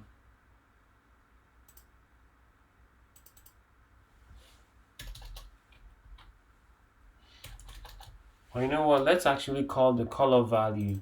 That's a much more professional way of doing it. Not sure what is. So it's Shrine Pink 900. Let's use that.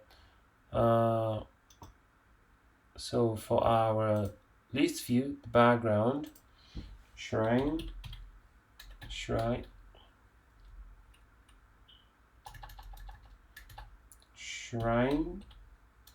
Pink 900. That's this one. Okay, so let me hide this real quick so we can test this out. So I'm gonna hide this visibility. Gone. Okay, so this is our background for our list view. So it's looking okay. A bit too dark.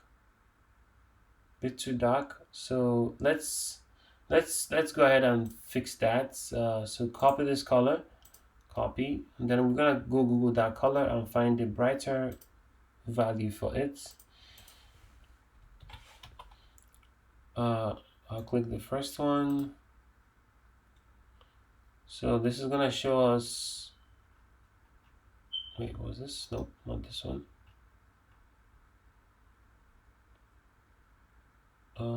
Which one were we on? Let's see. This was color hex.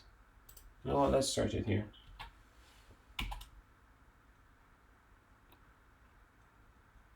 Okay, so this is a brighter value. So let's try this one. Okay, so let me copy that.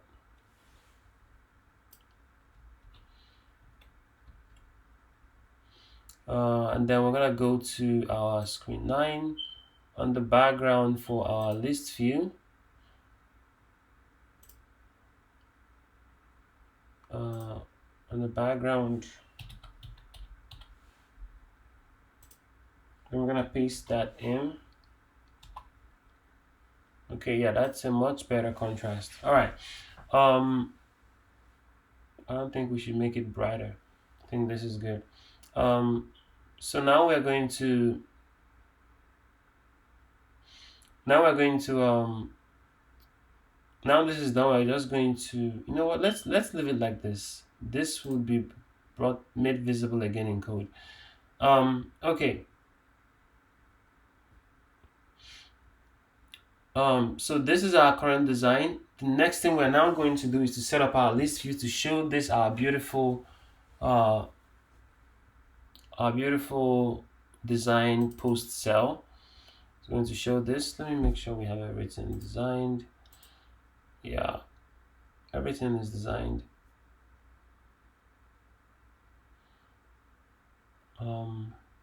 Except I think there needs to be space between these two. So let me shift this to further crunch it. So that will be this one. I'm trying to respect the space here. So this one has margin on the right, not padding, margin. So I'm gonna search margin.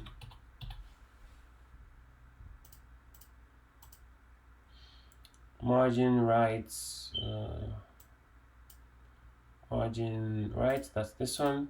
So let's say 7 dp. We need more, 15 dp.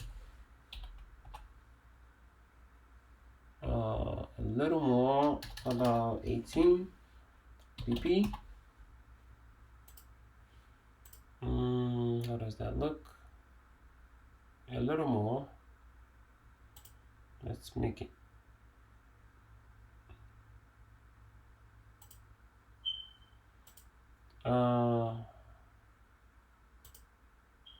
You know what, let's leave it as it is. I think this is fine for now.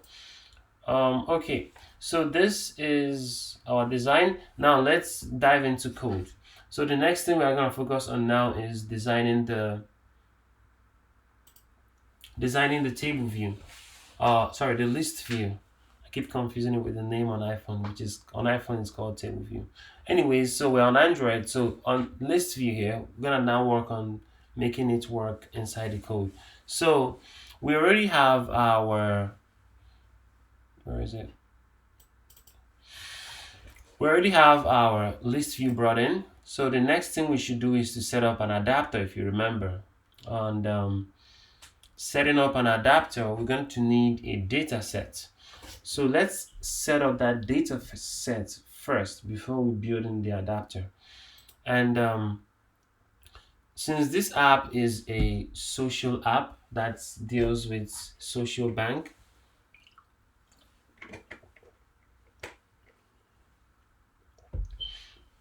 since this app is a social app that deals with a social bank, we are going to add an extension to our already existing bank class.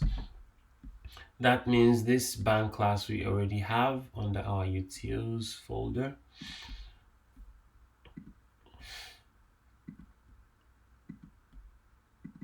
That's this one.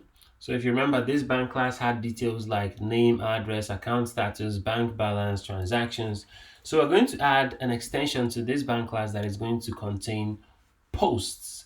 So that means we're going to have something here that says something like posts, posts, and then equal to, the list of posts that the person has made, that is being shared in this social app. So to do that, I have pre-created this for you.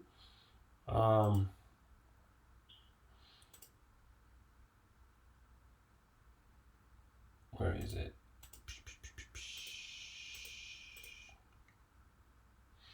So it's here. So this is the post class, the extension I'm talking about. As you can see, it contains some values, which is the username of the person that created the post, the photo URL of the post the person posted, the caption. By the way, this is like Instagram we're creating here. The caption the person added to their post, the likes, the comments, and the bank balance, which is this bank balance we have here. Okay. So this is an extension to the bank class. In this case, it's a child class to the class bank. So for the comment part, this one also uses another child that is called comments. It's another class because this comments is going to be a list of comments, and comments is more than just a text. It also includes who posted the comment. It includes who the time the comment was posted, and it also includes how many likes on that comment. So here we're going to have a post class that contains a list of comments, which is another class on its own. So let's copy this whole thing and bring it into our app. By the way, it's good you study how these things work because they're gonna help you as you try to design your own apps in the future. So let's copy this raw, Control A. See, yeah, I just copied it. So we're gonna replace every code in the existing bank class we already have. There is not much change except for the posts and the declaration here. But to make things easy, just replace everything. No errors. So yeah, this is our post, this is our comments, and then view appearance. And then at the top here, we have our declaration for posts. See, array list of posts, and then we say new array list. So that means we can now access this from the bank when you want to see all the posts the user has made.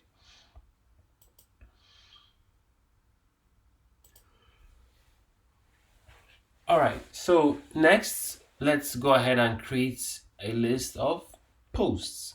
So screen 9.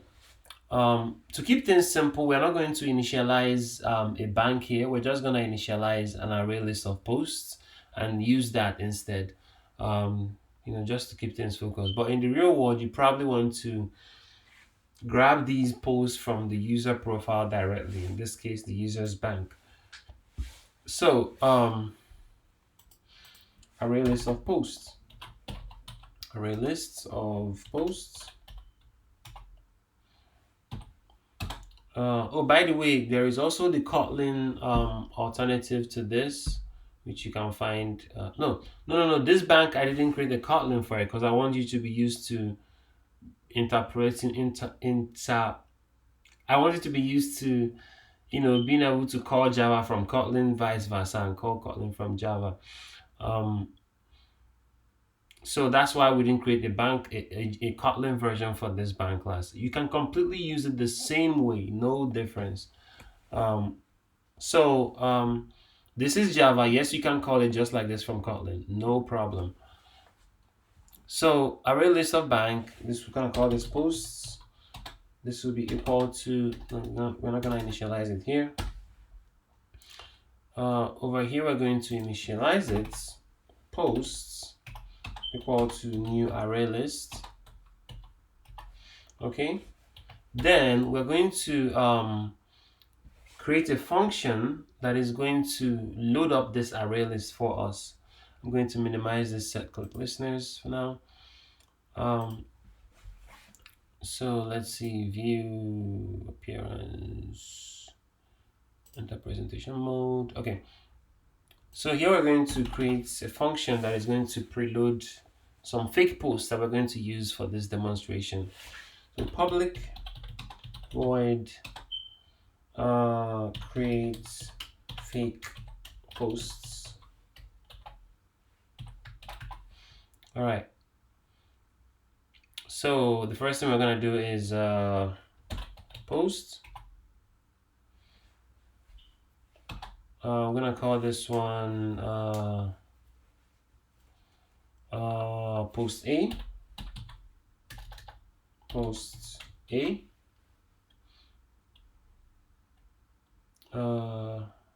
Equal to new post.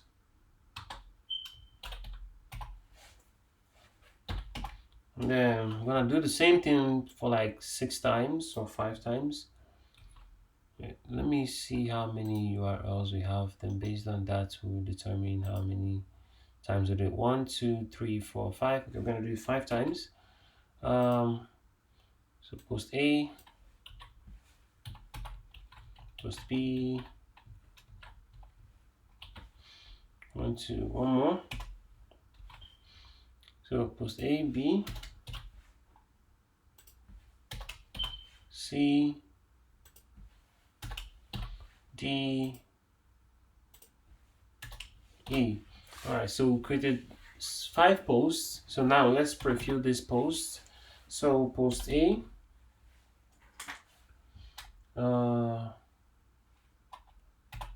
post A dot username. The username will be Mary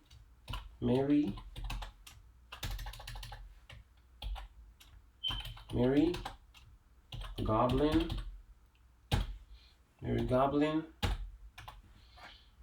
and post A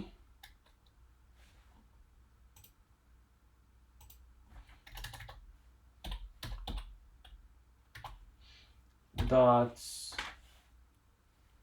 comments. Just gonna assign this a new array list of comments, new array lists. It's gonna be an empty comment for now. Then post A dot photo URL. This will be equal to URI dot pass. This is where we're gonna pass in our photo URL. So let's go ahead and copy the first URL here. By the way, this is where I got the URL from. So under using the bottom navigation view, create the Instagram feed app, you click snippets, and then click on image assets. So that's where we have the image URLs from. So I'm gonna copy this one. Let's see what this is. So this is jet to space. Okay, so this guy is going to space. So paste this here. So that's the photo URL. Then next thing is post A dot caption. That's this guy's caption. Equal to, this is a string. So we call this this guy probably said something like trip to space booked. He's so excited. He's so rich that he can afford a trip to space. Trip to space booked. Username comments for the URL caption. trip to space booked. Then the next thing is post a dot likes. How many likes this post has, equal to let's see, maybe 8 likes. Let's see what's the problem here. Oh yeah, so this is an array list of strings. Remember I told you. So this can't be just a number because we need to know who liked the post. So that means this has to be an array list of string. I'm gonna say new array list. So this is an array list of string.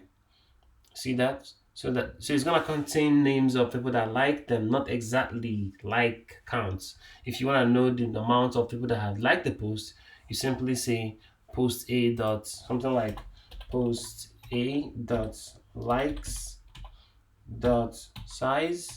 That's how you know how many people have liked the post. All right. So now we have the username, the comments.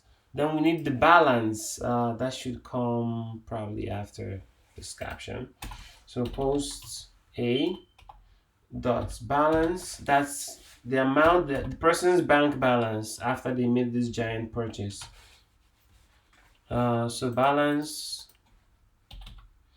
post a dot balance. That would give us maybe his balance is 7 million. Now it's okay to put a dollar sign without any worries. 7 million. 7 million. Oh, that's 7 mil. Okay, so it's gonna fit in the text view. 7 mil, that will be the balance. Okay, what else? So we've had the username, the comments, the balance, the photo URL, the caption, and then the likes. So all looks good. So now let's just replicate this 5 more times for the 5 other posts, 5 other fake posts we are creating. So this is gonna be B, post B. This is post B. This is post B. This is post B. And then I'm gonna call this guy maybe Steve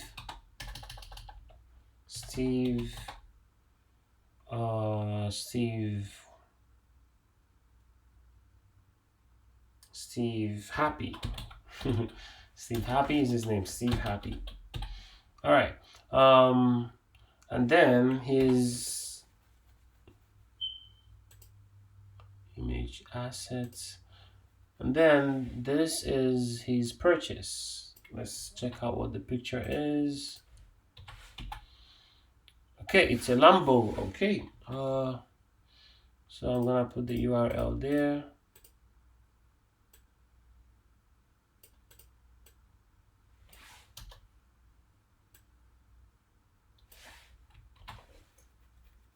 Okay.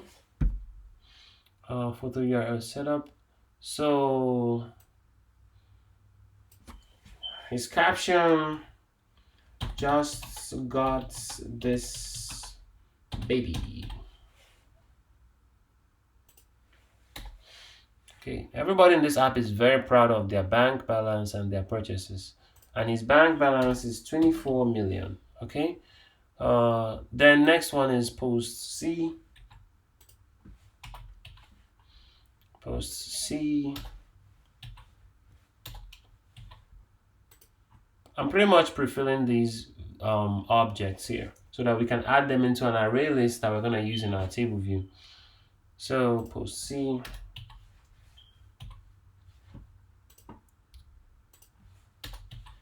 Post C. Post C. Post C. And post C.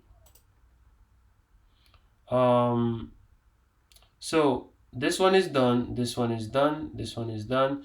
We just need to give this guy a name. Let's call him Bob.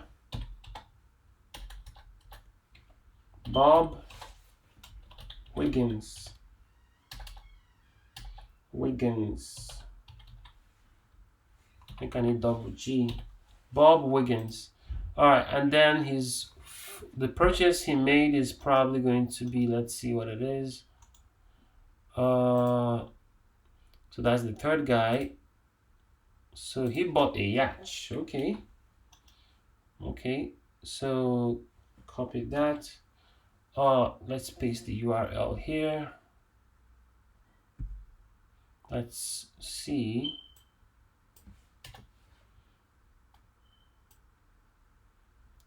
So let's paste the URL here. Then his caption will probably be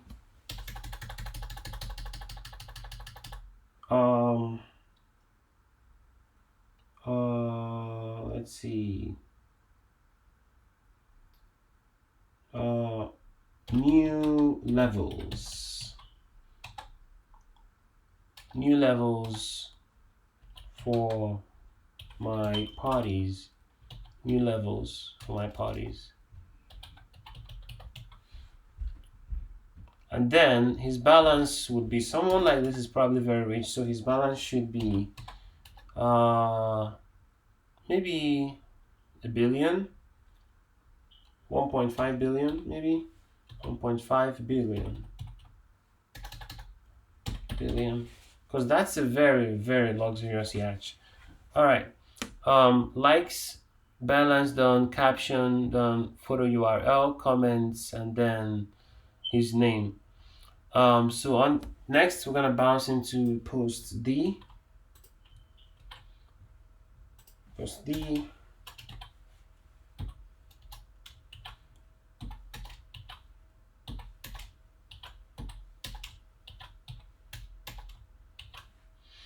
Okay, post D, post B, everything looks good. All right. So this guy's name is probably gonna be, let's see, Jeff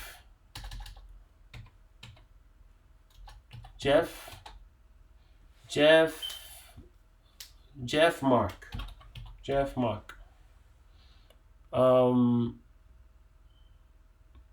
And then his purchase, let's see, his purchase will be, that's the fourth guy. His purchase would be, what car is this? Is that a Porsche? Okay. All right, so his purchase is another supercar.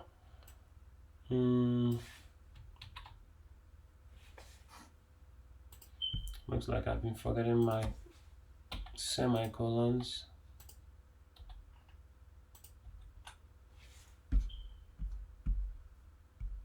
Okay, and then his caption would be,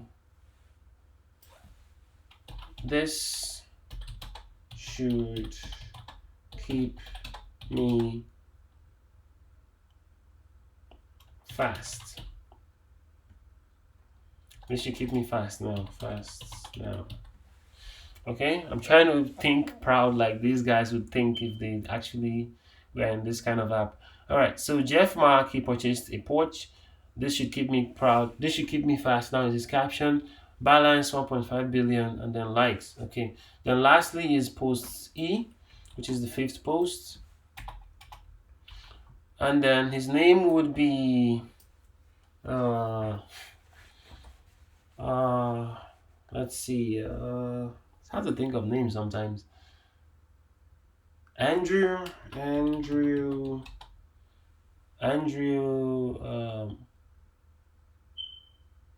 Slay. No, that's not a good name. Andrew Zion. Yeah, Andrew Zion. Okay, and then comments, photo URL. So let's see what his photo URL is. That would be a private jet. Okay, I like this one. Private jets. And then the URL for this. I'll paste it in here. All right. post D, then the caption would be I just love the privacy. I just love the privacy. No. I think I have a better idea. Maybe we made it. We made it in life. Okay? If that's what's making it in life means. Anyways, Andrew Zion purchased a private jet. We made it as his caption, balance 1.5 billion. And this should be post E.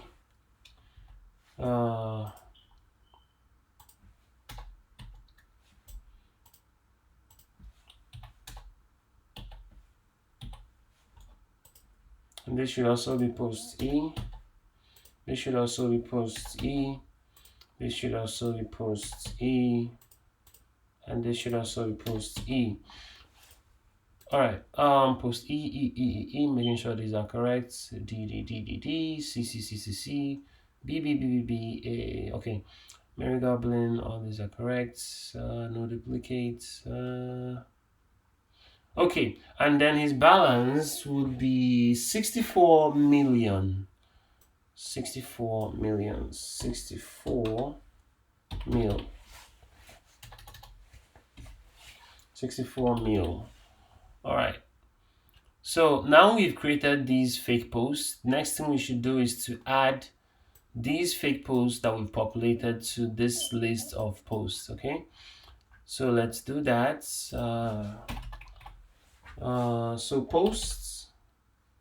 No. Posts dot add post A. Then we're gonna repeat that post. What?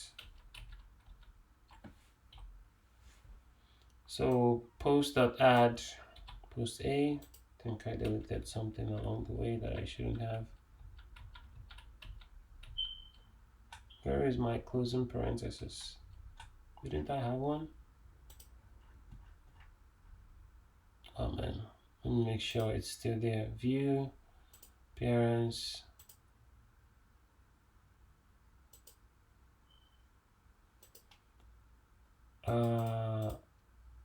Oh, okay, was just hiding. All right, just making sure, because if it's missing, that will be a problem. All right, so view, appearance, enter presentation mode.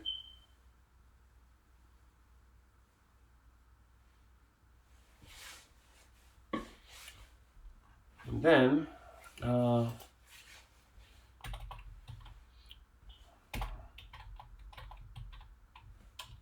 so this is me adding the 5 posts into the list.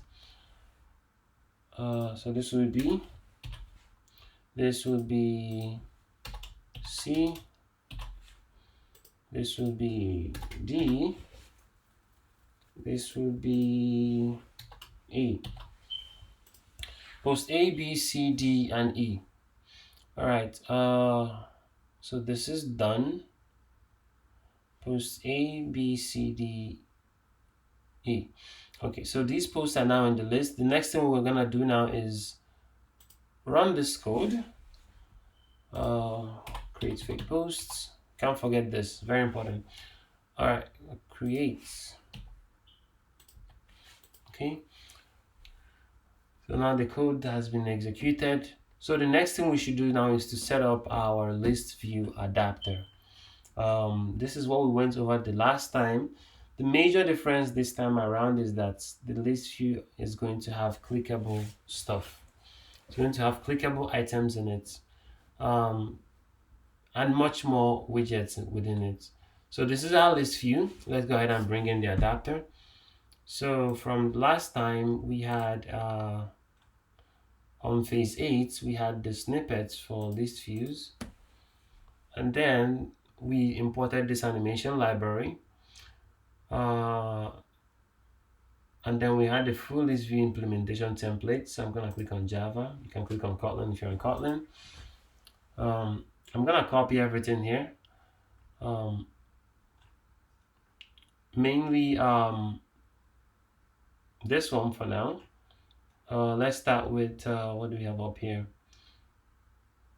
We have our list view, which we already set up. We're gonna need our screen width and height. So screen width and height, we'll bring it in. And then we're going to bring in the code for setting that up. Oh, that's in our tools, so we don't need to do that directly. Then we need our adapter, which is this one, custom list view adapter, which is this object down here. So let's bring that in. Then we're going to copy our adapter. So we're going to copy this till right here where it ends, okay?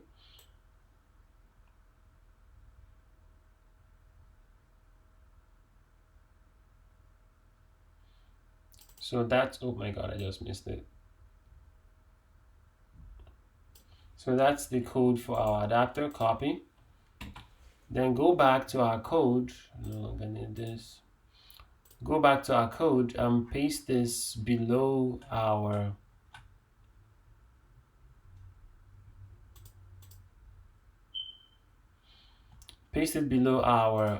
create fake posts. So now we have our custom adapter, and this error up here should be gone by now. Yeah, it's gone.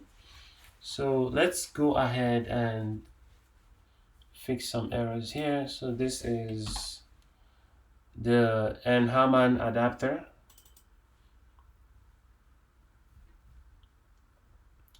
What do we have here? Context, we import that. What else? View group, layout inflator. Any other errors? Linear layouts. These are IDs. ABS list view. What else? Any other thing? Nope. Okay. So going back up here. Now, if you remember, last time I told you that this part here should correspond with the list you're going to be dealing with. So the list we are dealing with here is a list of bank posts. So we're gonna need to put this in there as the parameter for our adapter, our customer adapter. So I'm gonna put this in here, and then this one as well would contain that right here. Should also be the same thing. Now everything looks good. Our adapter is set up. So the next thing we're going to do now is to pretty much make our adapter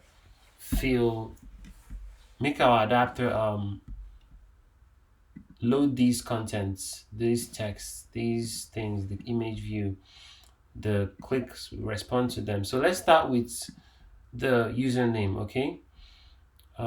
So remember I told you that in the adapter, the only place you should focus on as a beginner is in these sections right here, where it says view holder. That's where you should focus on view holder. This is where you define all the views that are in your widget, and the views that are in our widgets is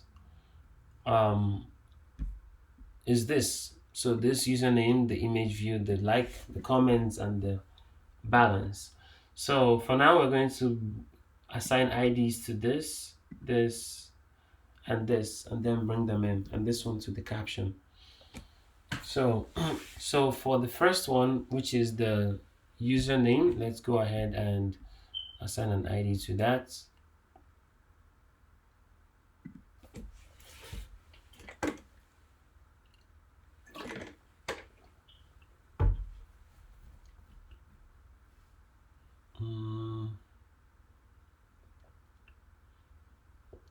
That will be in a custom cell. All right, so it's right here. By the way, I feel this thing needs to be smaller. Let's see. Yeah, it needs to be smaller. Let me minimize it. Weight, so this will be 8. And then this one will be 2. Yeah, much better, much better. Okay, so the ID for this, let's give it an ID of user, no, post username,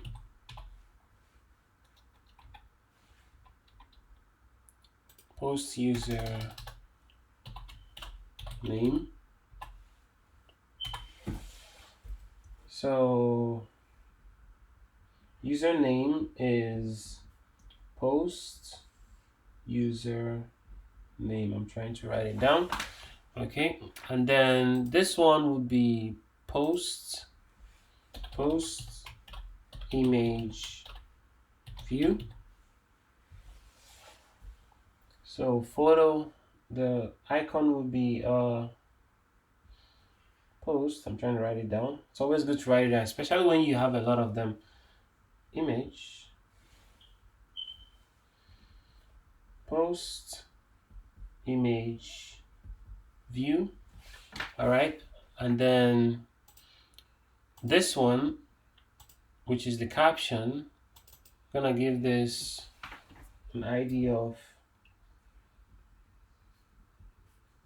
post caption. So post caption, and then let's see, the like, we're gonna give this an ID of post like image view. Post like image view. So like, writing it down, post like image view. All right, and then this one will be post like counts. I am going to ignore this one for now. I'm gonna focus on this. This will be comment button. I'm gonna ignore that for now. Comment count, I'm gonna ignore that. But this one I'm going to do something about.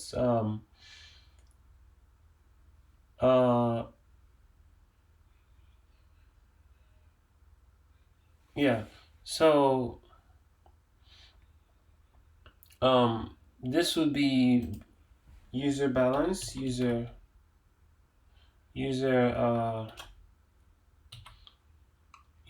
account. Look, yeah, post account balance. Okay, and yes, I'm gonna change my word. This I need to work with because I need to update the count. So like count, this will be post like count. So let me write that one down. That will be balance. So balance was post account balance.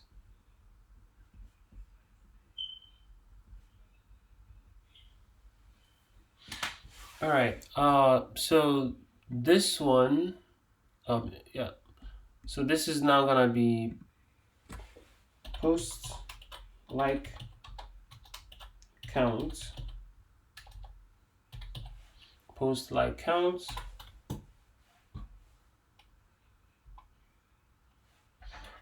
Okay.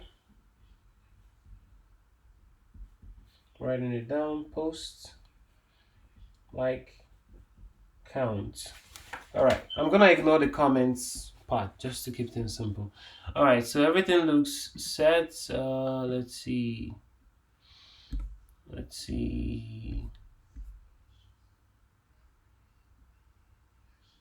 Did I make this center, skill type center inside? Yeah, this should be center.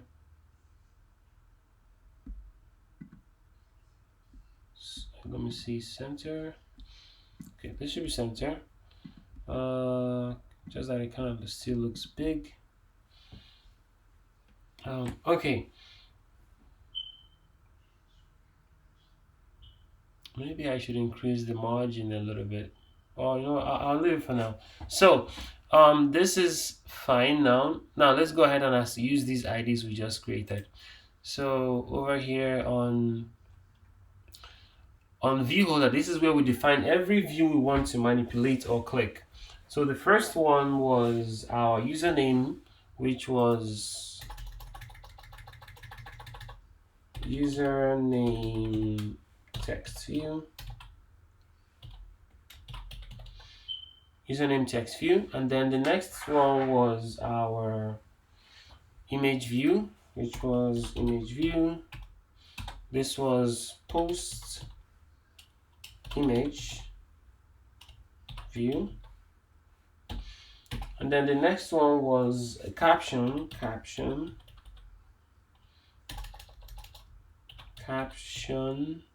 Oops, that should be text view.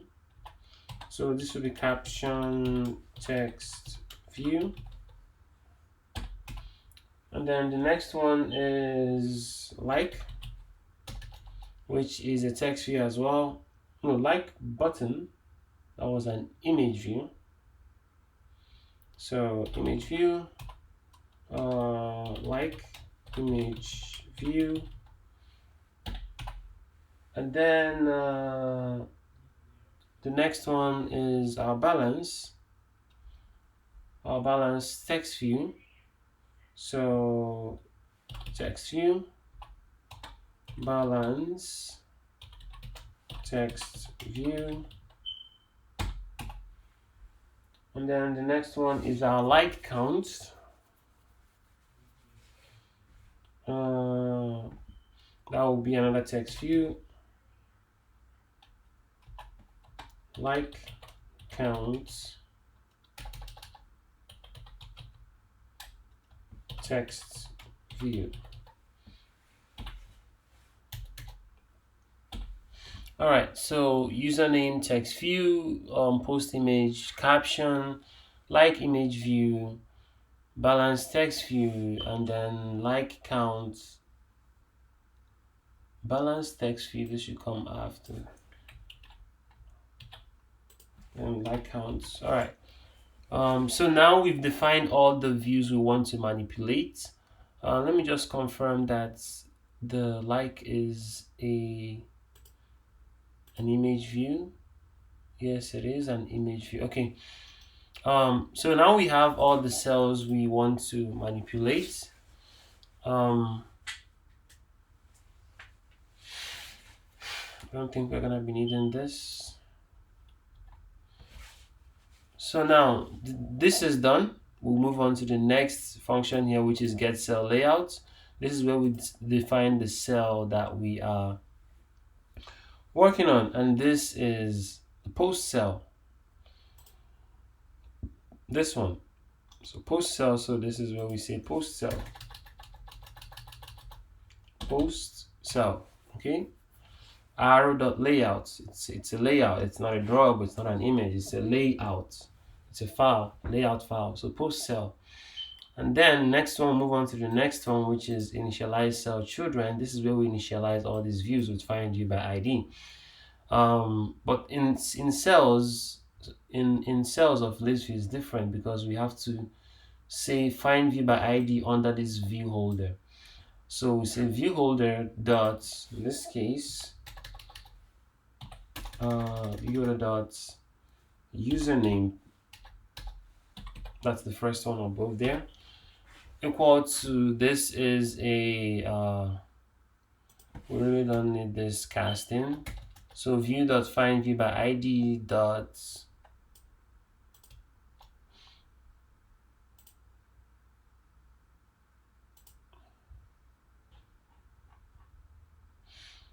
so the first one here, which is text view, so we say view dot find view by ID dot, the ID is post user name, And then the next one is an image view. So that will be view holder. That's this view holder. View holder dot post image view. That's this one right here. Post image view equal to view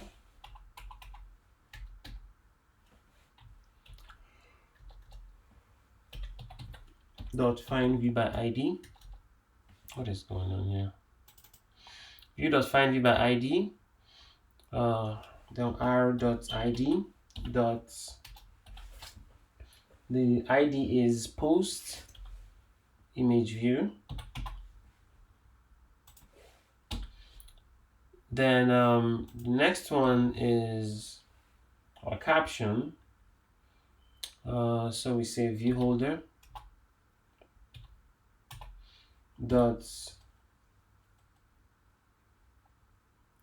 caption text view equal to view dot view is this view, that is the current cell we're on.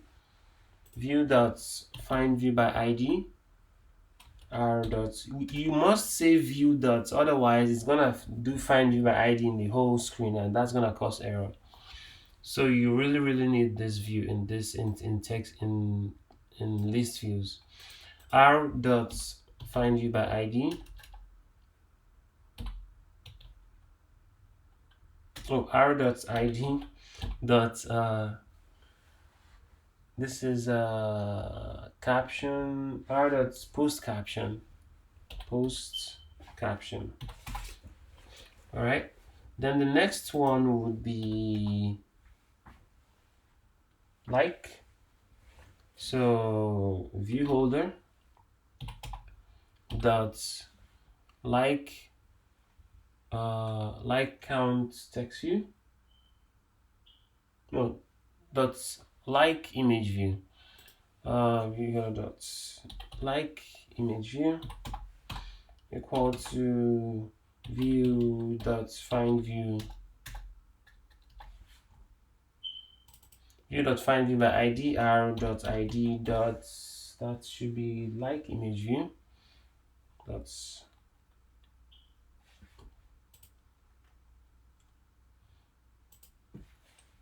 post like image view. This is wrong. This should be post image view.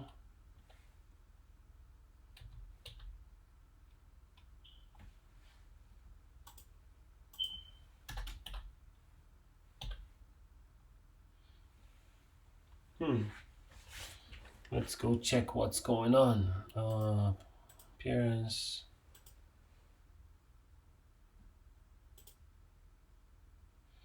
That would be screen 9. Nope. Post cell. So what is your ID? Okay, forgot to assign an ID. So this should be post image view. Post image view. All right, going back to screen 9. View, appearance. So now we should show post image view.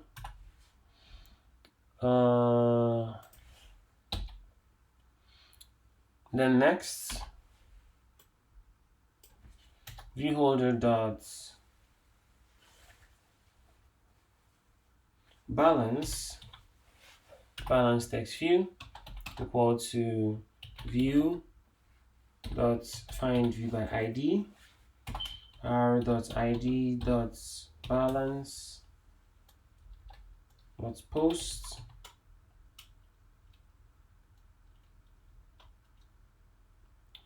account balance. Then lastly, view holder dot like count, that is this one. viewHolder.LikeCountTextView equal to view.findView by ID, r.id dot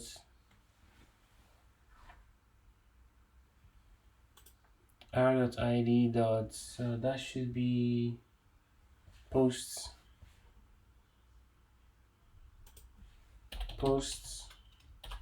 like count. All right, are we missing anything? Let's see. 1 2 3 4 5 6 1 2 3 4 5 6. All right, balance should come last.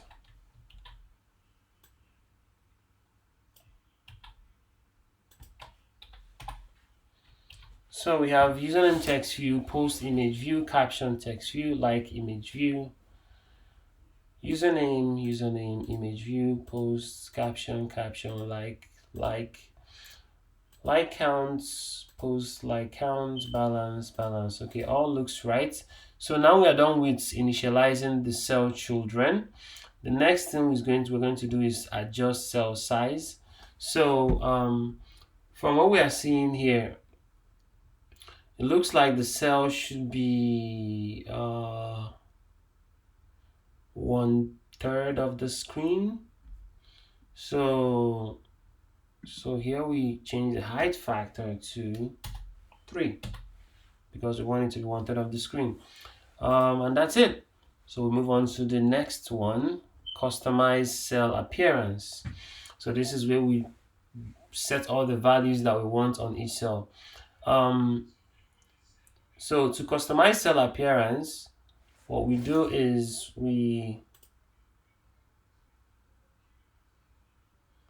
this is necessary. So we get the item. This should be a post. Remember, we are dealing with posts here. We're dealing with posts. So to customize cell appearance, we would need to initialize a post. So this would be post. And this should be posts. So bank.post, post get item position. All right. And then this is now where we set values for all this stuff we have here. So to do that, we say, this is the easy part. All right. So the first one is the username. So I'm pretty much just going to go through all this stuff and set values on them. Okay. So this is under customize cell appearance. So to do that, we say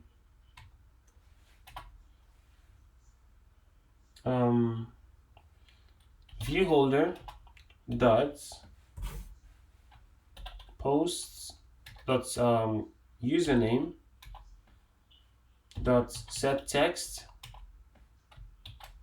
This would be the username. That would be, so we'll grab the username from here. So we'll say post dot username.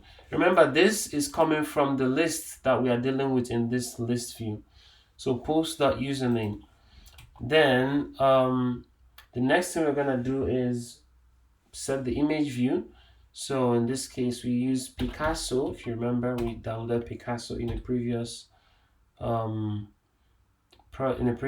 phase. Picasso.get, this is initializing Picasso.load URI in this case, and we pass in the URI. I'm gonna get to that. .load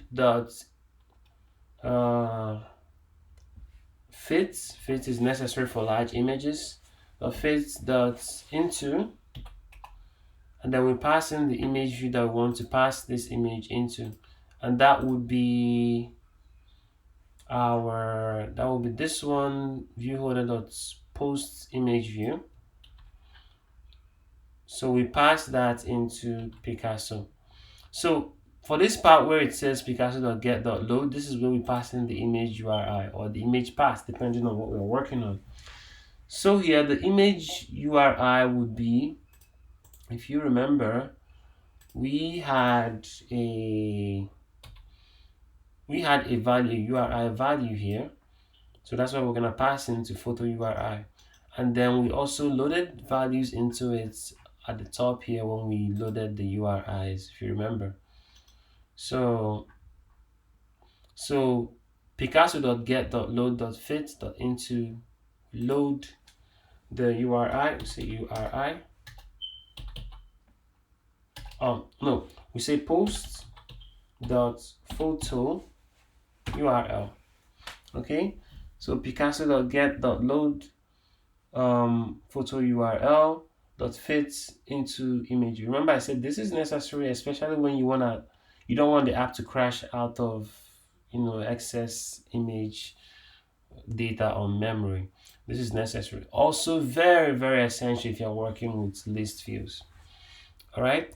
Then next we would jump into the next one, which is the caption. So we say view holder dot caption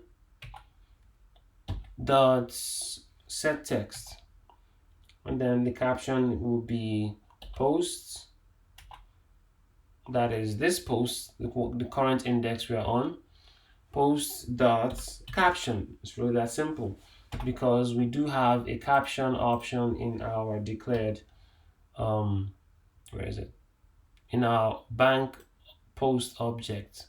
We do have a caption there. So next we say view holder dot like image view. Like image view. Do we really need to do anything here? No. We would have done something here if we wanted to set the state of the image view depending on if it has been liked or not, but we're not going to do that for now. So we're gonna just ignore the like image view whatever for now, because we don't need to change anything about it regardless of if it's been clicked or not, just to keep things simple. So I'm gonna get rid of this. So view holder dot balance text view. No, view holder dot like count. We need the like count. View holder dot like count text view dot set text Then this is where we now say posts dot likes dot size Then we turn it into a string by adding a quotation mark. If you pass in an integer here, it's going to try to find a resource from your resource folder, which could cause error. That's why we need this to tell it it's a string. Then next we're going to find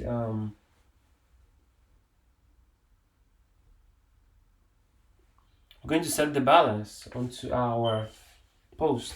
So view holder dot balance text view dot set text. This is where we grab the balance. So in this case it's going to be a string, post dot balance. Okay, now yes, balance should be a number, but we already I designed it to be a string because I want it to contain dollar values and like maybe a million or billion instead of having zeros. So that's why here we loaded them with strings, which is something like 64 mil, 1.5 bill. So that's why I did that. So it's a string, not a number for this particular project.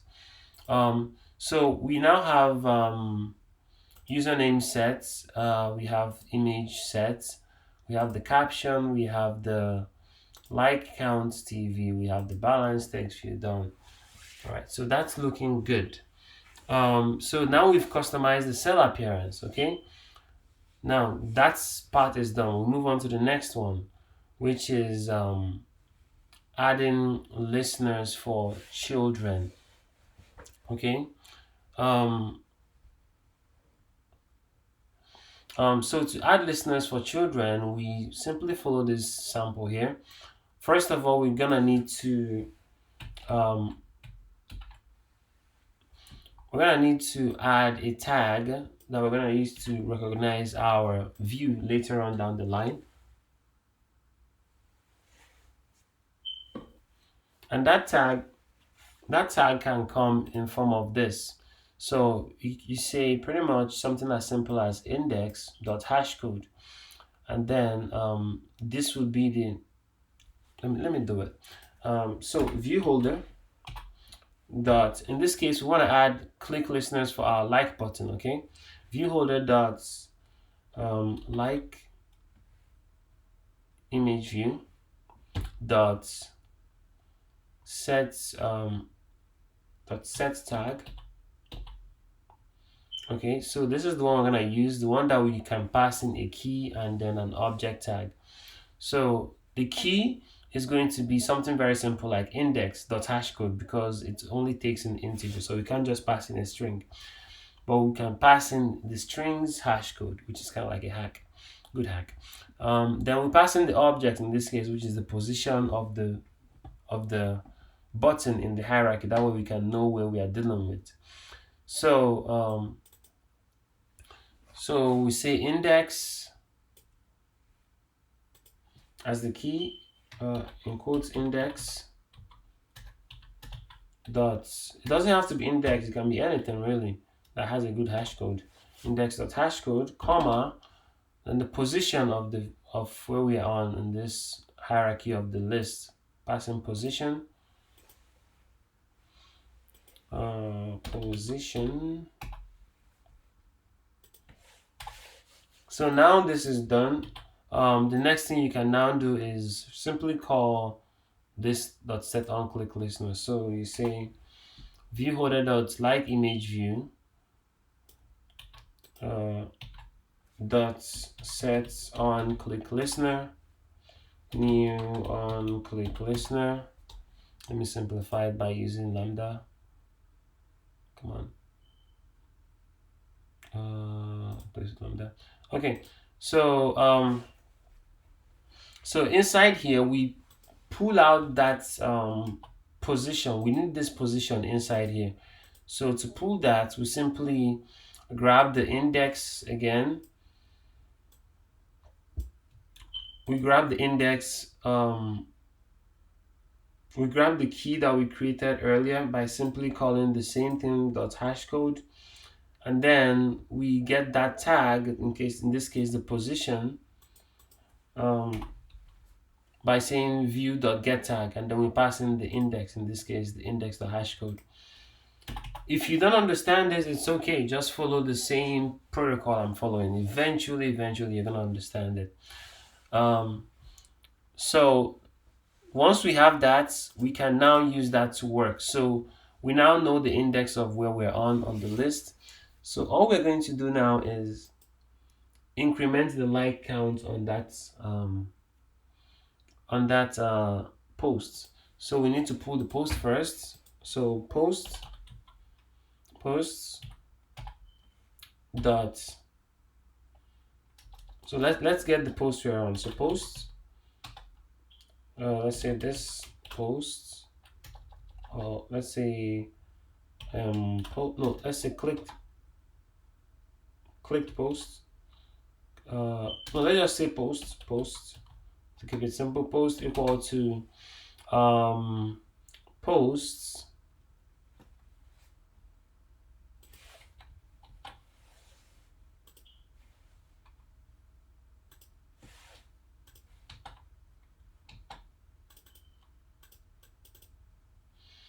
so we say posts dot gets index, which is the index above. So now we know the post that we're on. Then we say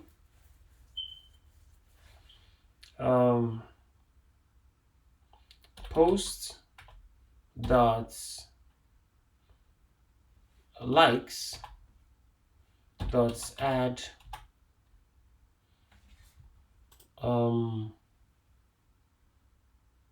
post dot username, post dot username. No. This should add my username. So let's imagine I'm a user. So this should be me, person browsing the social. So that will be, let's imagine I'm gonna hide code my name. My name is let's say let's imagine my name is Steve. Okay, so Steve is gonna be liking posts today. Now keep in mind that a person can only like a particular post once. So there could be if statements that will go around this to check if person likes the post once, otherwise don't like it again. We can also do if the person already liked the post or like it. Those things could work, but we're not gonna deal with them here. You can also use something called a set, whereby you can only add something into a list once, right? Or even a hash map, But for now, we're gonna keep things simple. So every time we click, we add a like to it. So that's the like image view. It updates the number of likes on each post. What else for this? Like, yeah, and then the next thing we should do is refresh the list so that this new count is reflected. But before we do that, we should set up our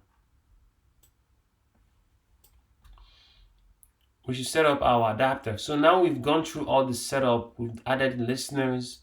We're gonna come back here and so do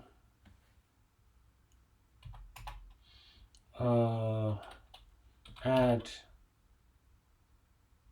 refresh lists view.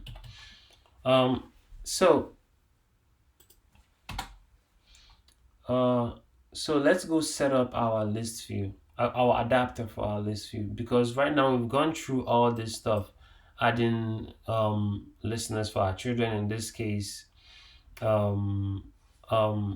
click listener for our like image view.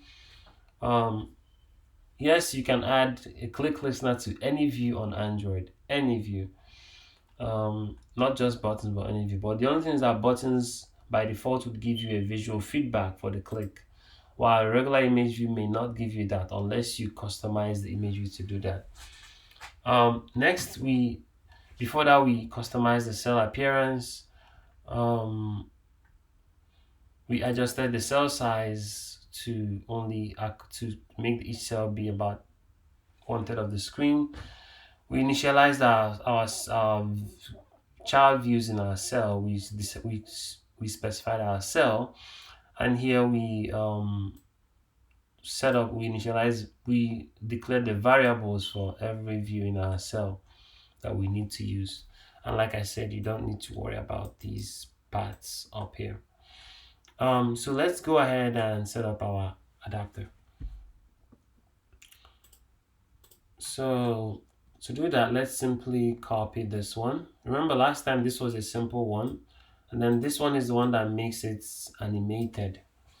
Okay, so let's copy this. This is adapter stuff now. So this is going to go right after creating fake posts, because we're going to need those lists that were created there. The name of our list view is feed list view. Feed list view. All right, and then so in the custom list adapter, we pass in our context. We need a context variable. So context C, and then we initialize our context C equal to get application context.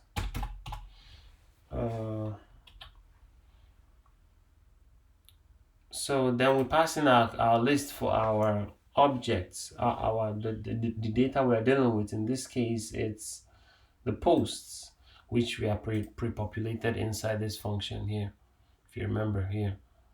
So pass in posts here. All right. Then let's do the animation stuff. This is what sets up animation on our list view. So if we are going to use this animation, we're going to have to comment out this line afterwards. All right. So let's paste the animation code below.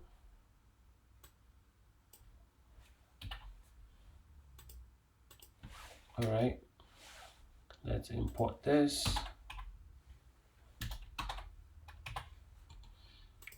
All right. Let's name it appropriately.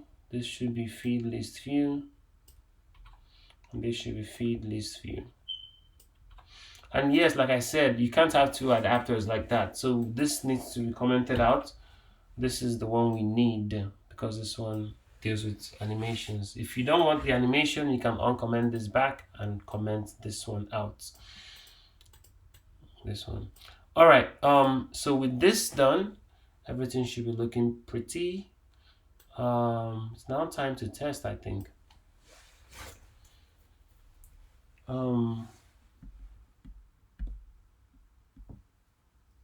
So adapter. Oh yeah, we still need something to do down here, which is here.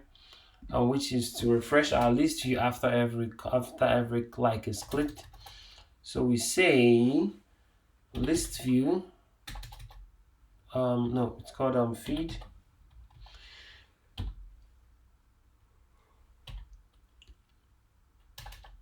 Oh no, we say adapter custom adapter dot notify data set changed. That's it. This would refresh our list view. Now, if you're wondering how do you remove stuff from an adapter, you do that by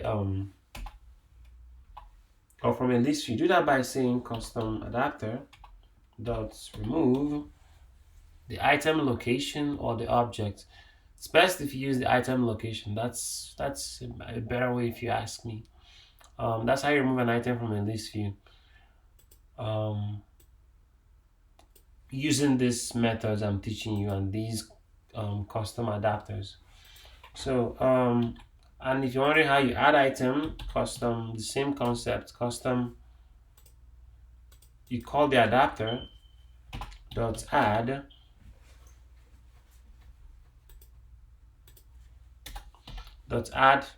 and then you pass in the object you want to add. In this case, a post object.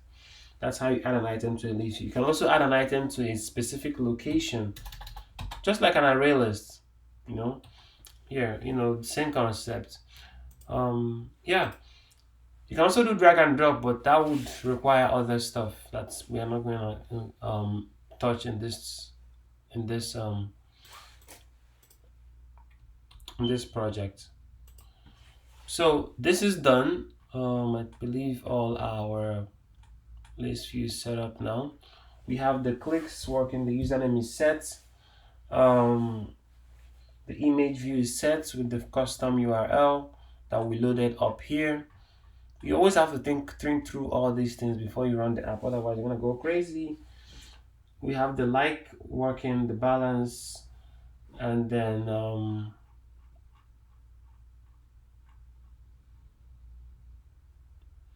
post balance, like size, caption, post image view, photo URL, username. Yeah, everything looks good. So let's run the app and test.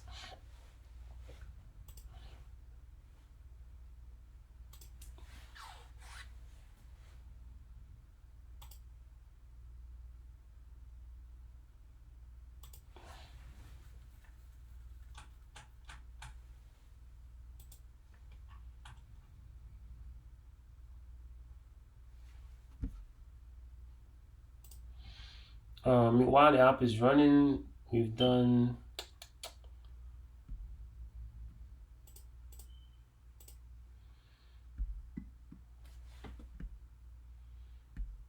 have implemented a list of content like an Instagram feed, icon pack. We need to get back to this. I need to show you some cool stuff there.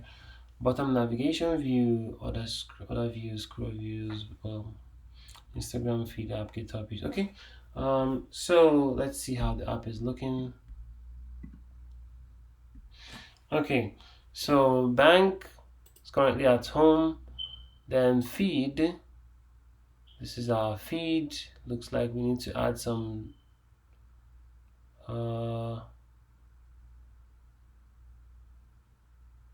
we need to make a lot of changes here. Let's see. Okay. So first of all, let's adjust the size of the widgets. That will be all the way down here.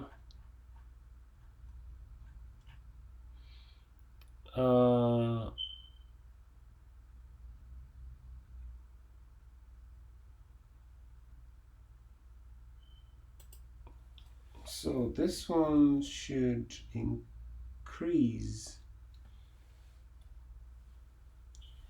Oh yeah, we forgot to set up the values for this. That's why we forgot to initialize this. So screen heights and screen width. Where is it? So in the onCreate, we should have set up screen height and screen width. So screen height equal to tools dot get screen height, pass the context, and then screen width equal to tools dot get screen width, passing the context. Yeah, and then we need also custom attributes on our list. Let's see.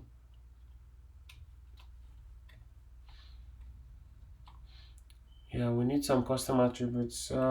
So let's go to the previous phase, which was phase 8, where we had the ListView setup.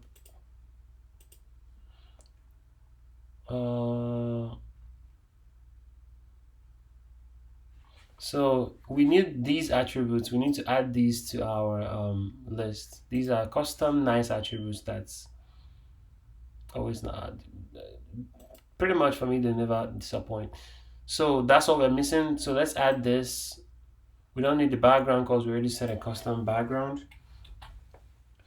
So I'm gonna copy this.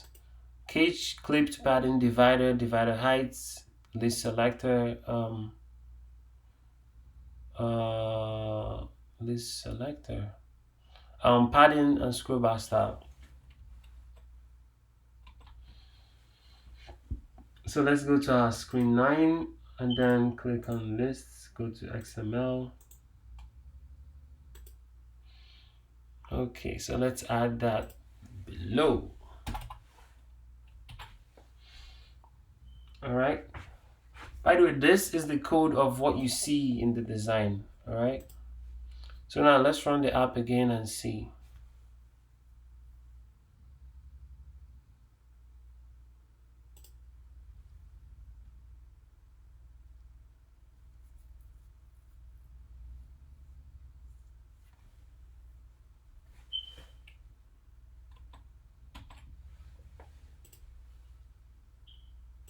Feed. Okay, that looks better. Our pictures are missing. Our pictures are missing. Let's find out why our pictures are missing. Post cell. Okay, let's see. Let's see all the attributes.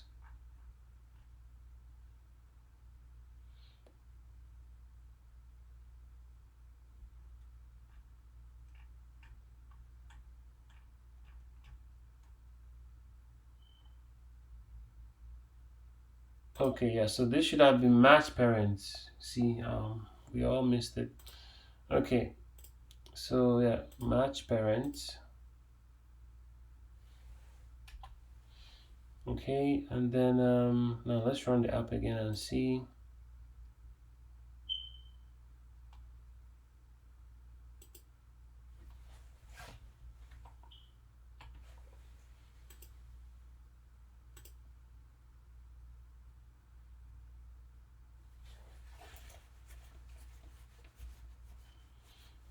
Okay, so while it's looking good, I think we need to increase the padding before we come back.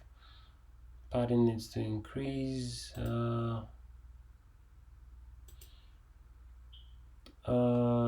So our list view, that will be on our activity. So our list view padding.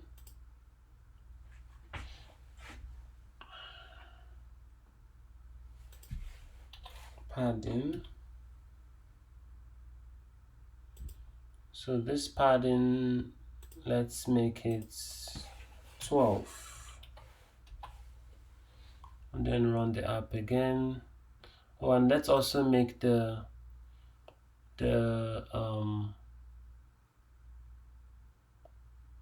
divider to be 12 as well.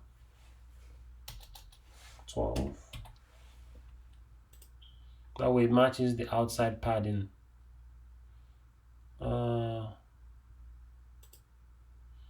Okay, let's run the app.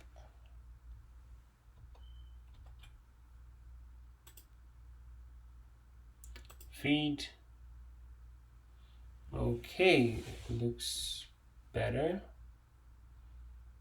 I think we still need to make some changes. Yes, we're gonna come back to some other stuff. Let's increase the padding one more time.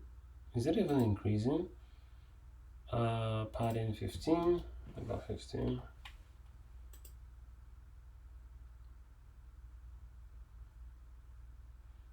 Let's check.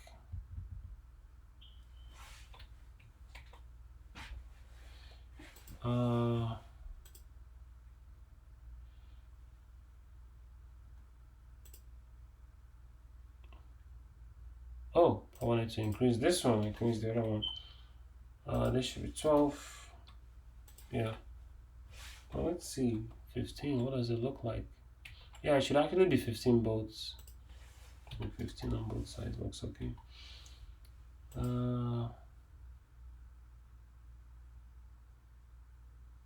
Let me make this one 16. All right, let's test now. Divider heights. Okay.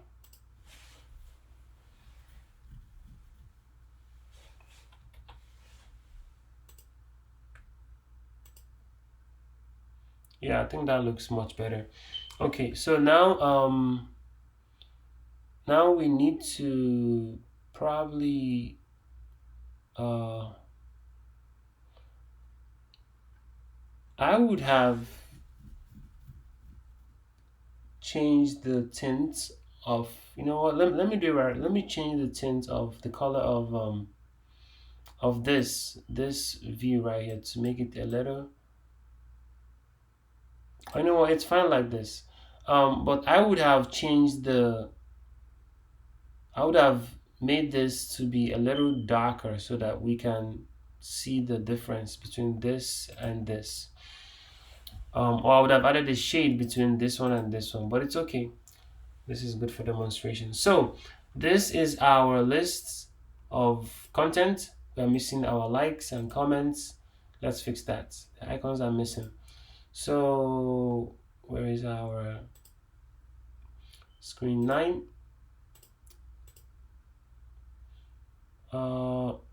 Okay, let's see. That would be post cell. Okay, this one, match parent, match parent. Why is the icon missing?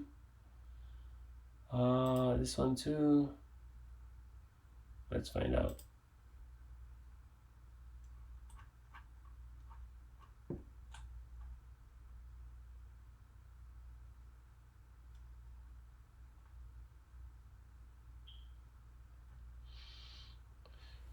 Post like image view.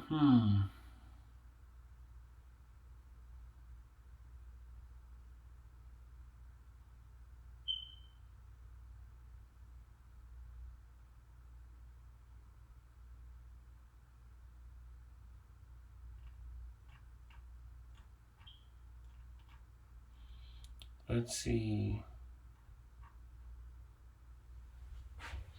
Trying to figure out why the icons are missing in the actual render. Is it too small?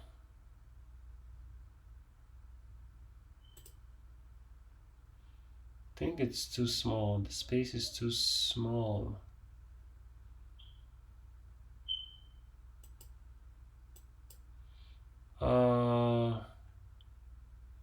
Okay, I think the space in the actual render is too small. So let's give it more space. But that's odd though. Okay, let me make this gone temporarily. Let's see how this works. Caption. Let me make it gone just for a second. Let me see if it shows.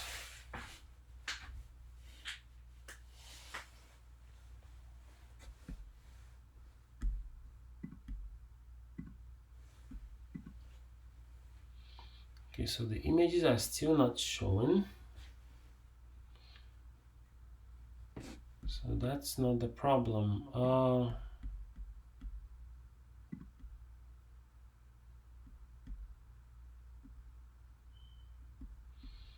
Let me check the code real quick.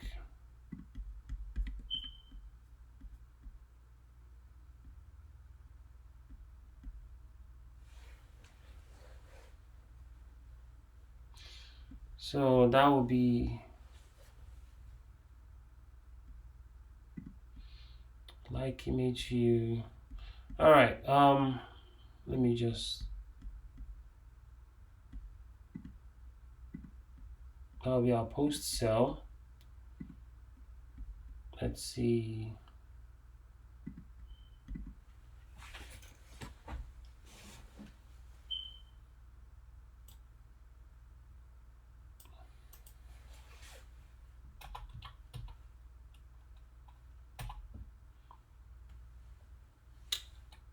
Round. Let me see if this fixes it.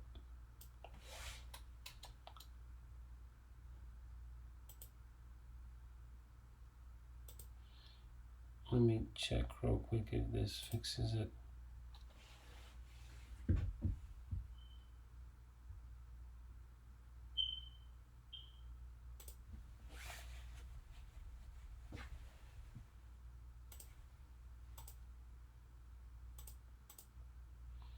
Okay, that fixes it. So the problem is this SRC compact thingy.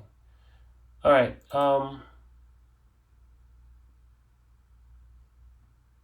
So for the other comment text view, we also need regular SRC, not SRC compact.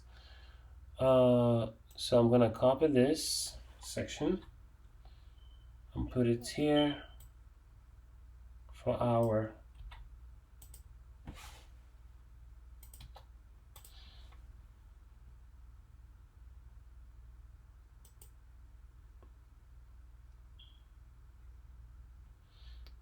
comments image view, and then I would bring back the view I made invisible, which was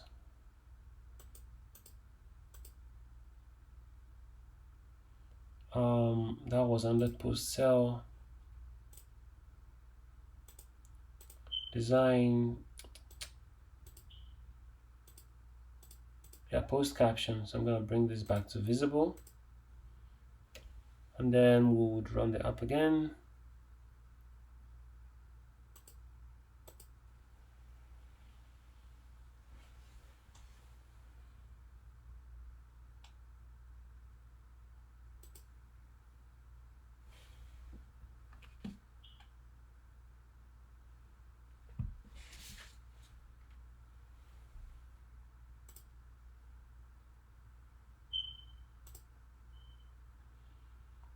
Okay, now everything is showing awesome. This is too small, so let's make it bigger. We had a lot of padding on it, I remember. Padding, or was it margin? That was margin, I think. Okay, so we're gonna cut that in half to like 6. And then run again and check.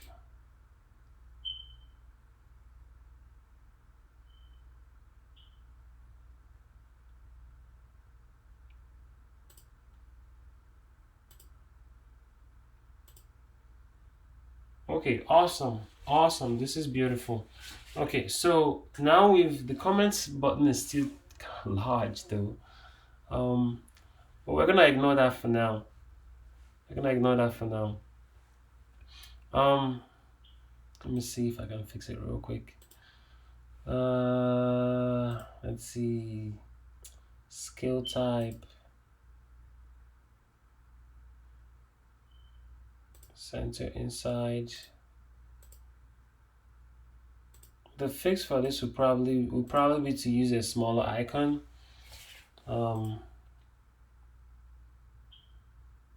Probably be to use a smaller icon. The icon I use is too big. We're just gonna imagine. We're just gonna manage it for now. So, let me show you exactly what the fix will be. So remember when we had the where is it? When we chose MDPI, the solution will probably be to use a smaller one. This was 48, probably to use 36. That would probably be a solution.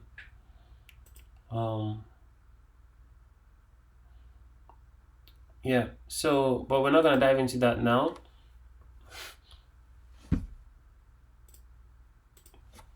So in this section, we've covered how to use a bottom navigation bar, how to implement it, how to use a list view, how to use a bottom navigation to hide stuff and show stuff. We've also covered how to download icons from Google Fonts. Quality icons, they're all free. We've also talked about how to design complex views, and then implement click functions. As you can see, the more I like, the more this increases. So these are posts from people who are proud about what they do with all the money they have in their bank. And this is me clicking a view. And we've also talked about how to design advanced table views. Advanced list views with advanced cells. This one has the name of the user, the icon, the image they posted, the caption, the like button, the comment button, their bank balance after they made this crazy purchase, and then how to have different how to have multiple of these kinds of posts, and they all comply to the values of the individual post. Remember when this guy created this, he bought a Lambo and everything is looking right, no errors, and if you remember, I showed you how to use animations. So if I click this now, you're gonna see these views animate into place. That's the animation I was talking about. I love this guy's post. So this is how you create an advanced table view. In this section, I also showed you a bit of how to create contrast between views. I would have added a shade if we had all the time in the world here to make this different, to create a contrast between this bottom navigation view and this. Now, the way I showed you bottom navigation view is a very simple, easy way. Normally, they use something called fragments to create this stuff. They're much more complex to use, but I don't recommend you dive into them because you really don't need them unless you really do. For a beginner, you really can just hide views and show views to achieve what you want. Those fragments are they are pretty much portable activities that you can put inside your screen, and then hide and show them based on which bottom navigation bar is clicked. Another way that you can create this bottom navigation bar, which would bring in all the fragments automatically and all the components of fragments, is by when you click on your app folder, then you right click new, and then you go to new activity, then you click bottom navigation activity. That will create an activity with a bottom navigation view for you, but with fragments, not this easy way we went through, to come with fragments. So So that's another way of dealing with fragments. Another way of dealing with bottom navigation views. Another way of dealing with this is through libraries that can make this look even much more beautiful. Let me show you one of those. Um, so, um, so, and those libraries can be found on GitHub. I told you about GitHub before. GitHub is like a pool of already made beautiful stuff that you can use in your projects.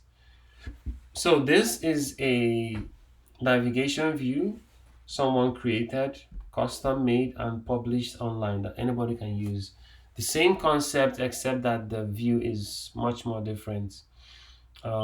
This is an example of what a library is. Instead of creating yours, you can use the one someone has already created. If you wanted to use this, you probably just need to read the instructions and download the necessary where is it um download the necessary trying to find it, the necessary dependency right here, and then you can have by putting this in your project, you now have it in your project, and then you can follow the specific instructions of the projects to implement this bottom navigation into your project. And then that way you can start using it. Most of the time, libraries on GitHub are easier to implement than the ones shipped by Android stock. Um, so the other library I want to show you about regarding bottom navigations is this one called bottom bubble navigation. Same concept, but different approaches, that are much more beautiful. So as you can see, this is how this one animates. They're all the same concept but different looks. So take advantage of GitHub. GitHub is a pool of libraries that make programming easier.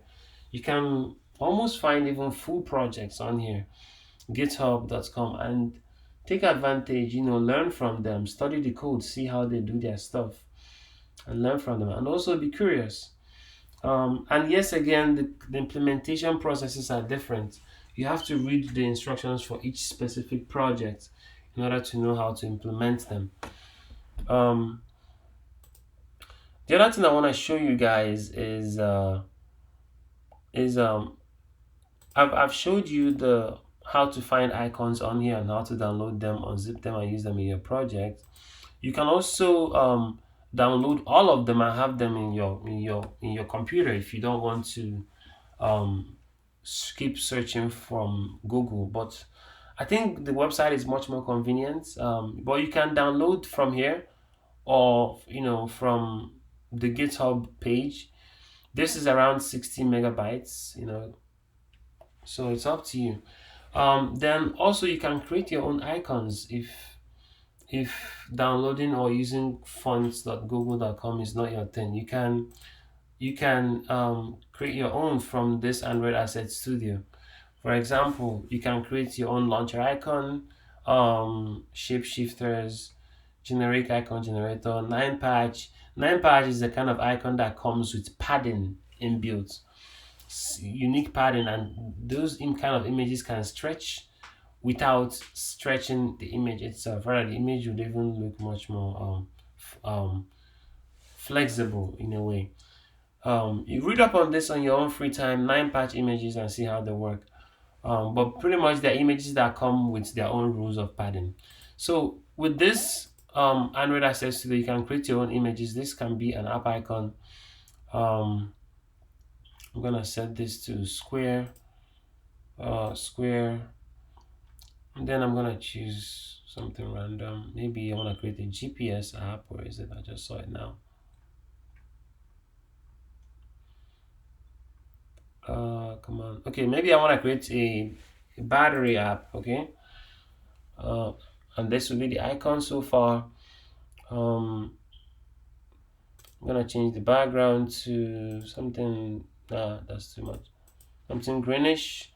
Okay, and then I'm going to add shadows to it. I'm gonna elevate it. I'm gonna add shadows to it. What else am I gonna do to this now? So this is a pretty good icon already. Then I can, download it. I can see other sizes of the same icon, you know. So this is how you can create your own unique icons. There are these other options, even the ones for notification bar. So take advantages of all these resources and become a great Android developer. This phase 9 is the last technical phase. In the next phase, we are going to be talking about 10 ways to make money from apps, tried and tested. So that means if you try these techniques, you will succeed. Um, you should succeed. So today we've covered advanced list view, implementing a list of content like an Instagram feed. I think ours looked even better. Android icon packs, bottom navigation view, other views, scroll views. So in Android, as you can see under common, there is text view, button, image views, recycler view, which is a newer type of list view, the same concept, but much more robust. Um, Throughout this process, this tutorial, I use the list view because I feel it's classic. It's a classic example of how to use scrolling content. Recycler views is the same concept but much more advanced. We have fragment container. I talked about fragments earlier. We have scroll view. Scroll view is a scroll view that you have whereby you have a definite number of content you want to scroll. In a list view, you don't know how many content the user is going to have. You don't know how many people the person is following. But for a scroll view, you can scroll like 4 pictures that you're sure of what you want to scroll. You already know what the switch is. So under text, we have this is the same text view, just different modes of the text view. So for password, the text view will only display stars. For email, the text view will only accept email regex that match email. Buttons, we have buttons, image buttons, chip button. These are kind of like on and off buttons. Checkboxes, radio group is basically what all these switches and checkboxes extend. Radio button is it's pretty much on and off, something that goes on and off. But these icons represent them. These chips and switches extend radio buttons, and radio group is a group of radio buttons or checkboxes whereby if you select one, the other one's on select. If you select another one, the other one's in the group on select. There is view, which is the roots view, which all these other views inherit.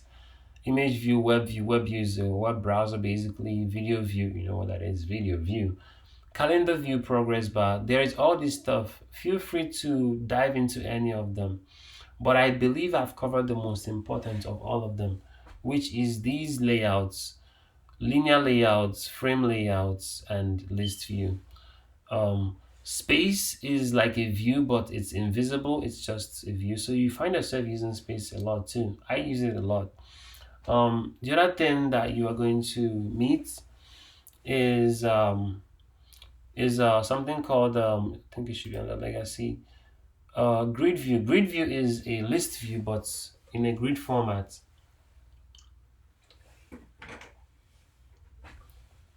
All those animations we used, where is it?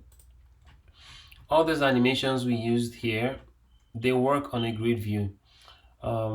So pretty much it works as grid views work exactly like a list view, except that they are called grid views and then they look like a grid. Where was I?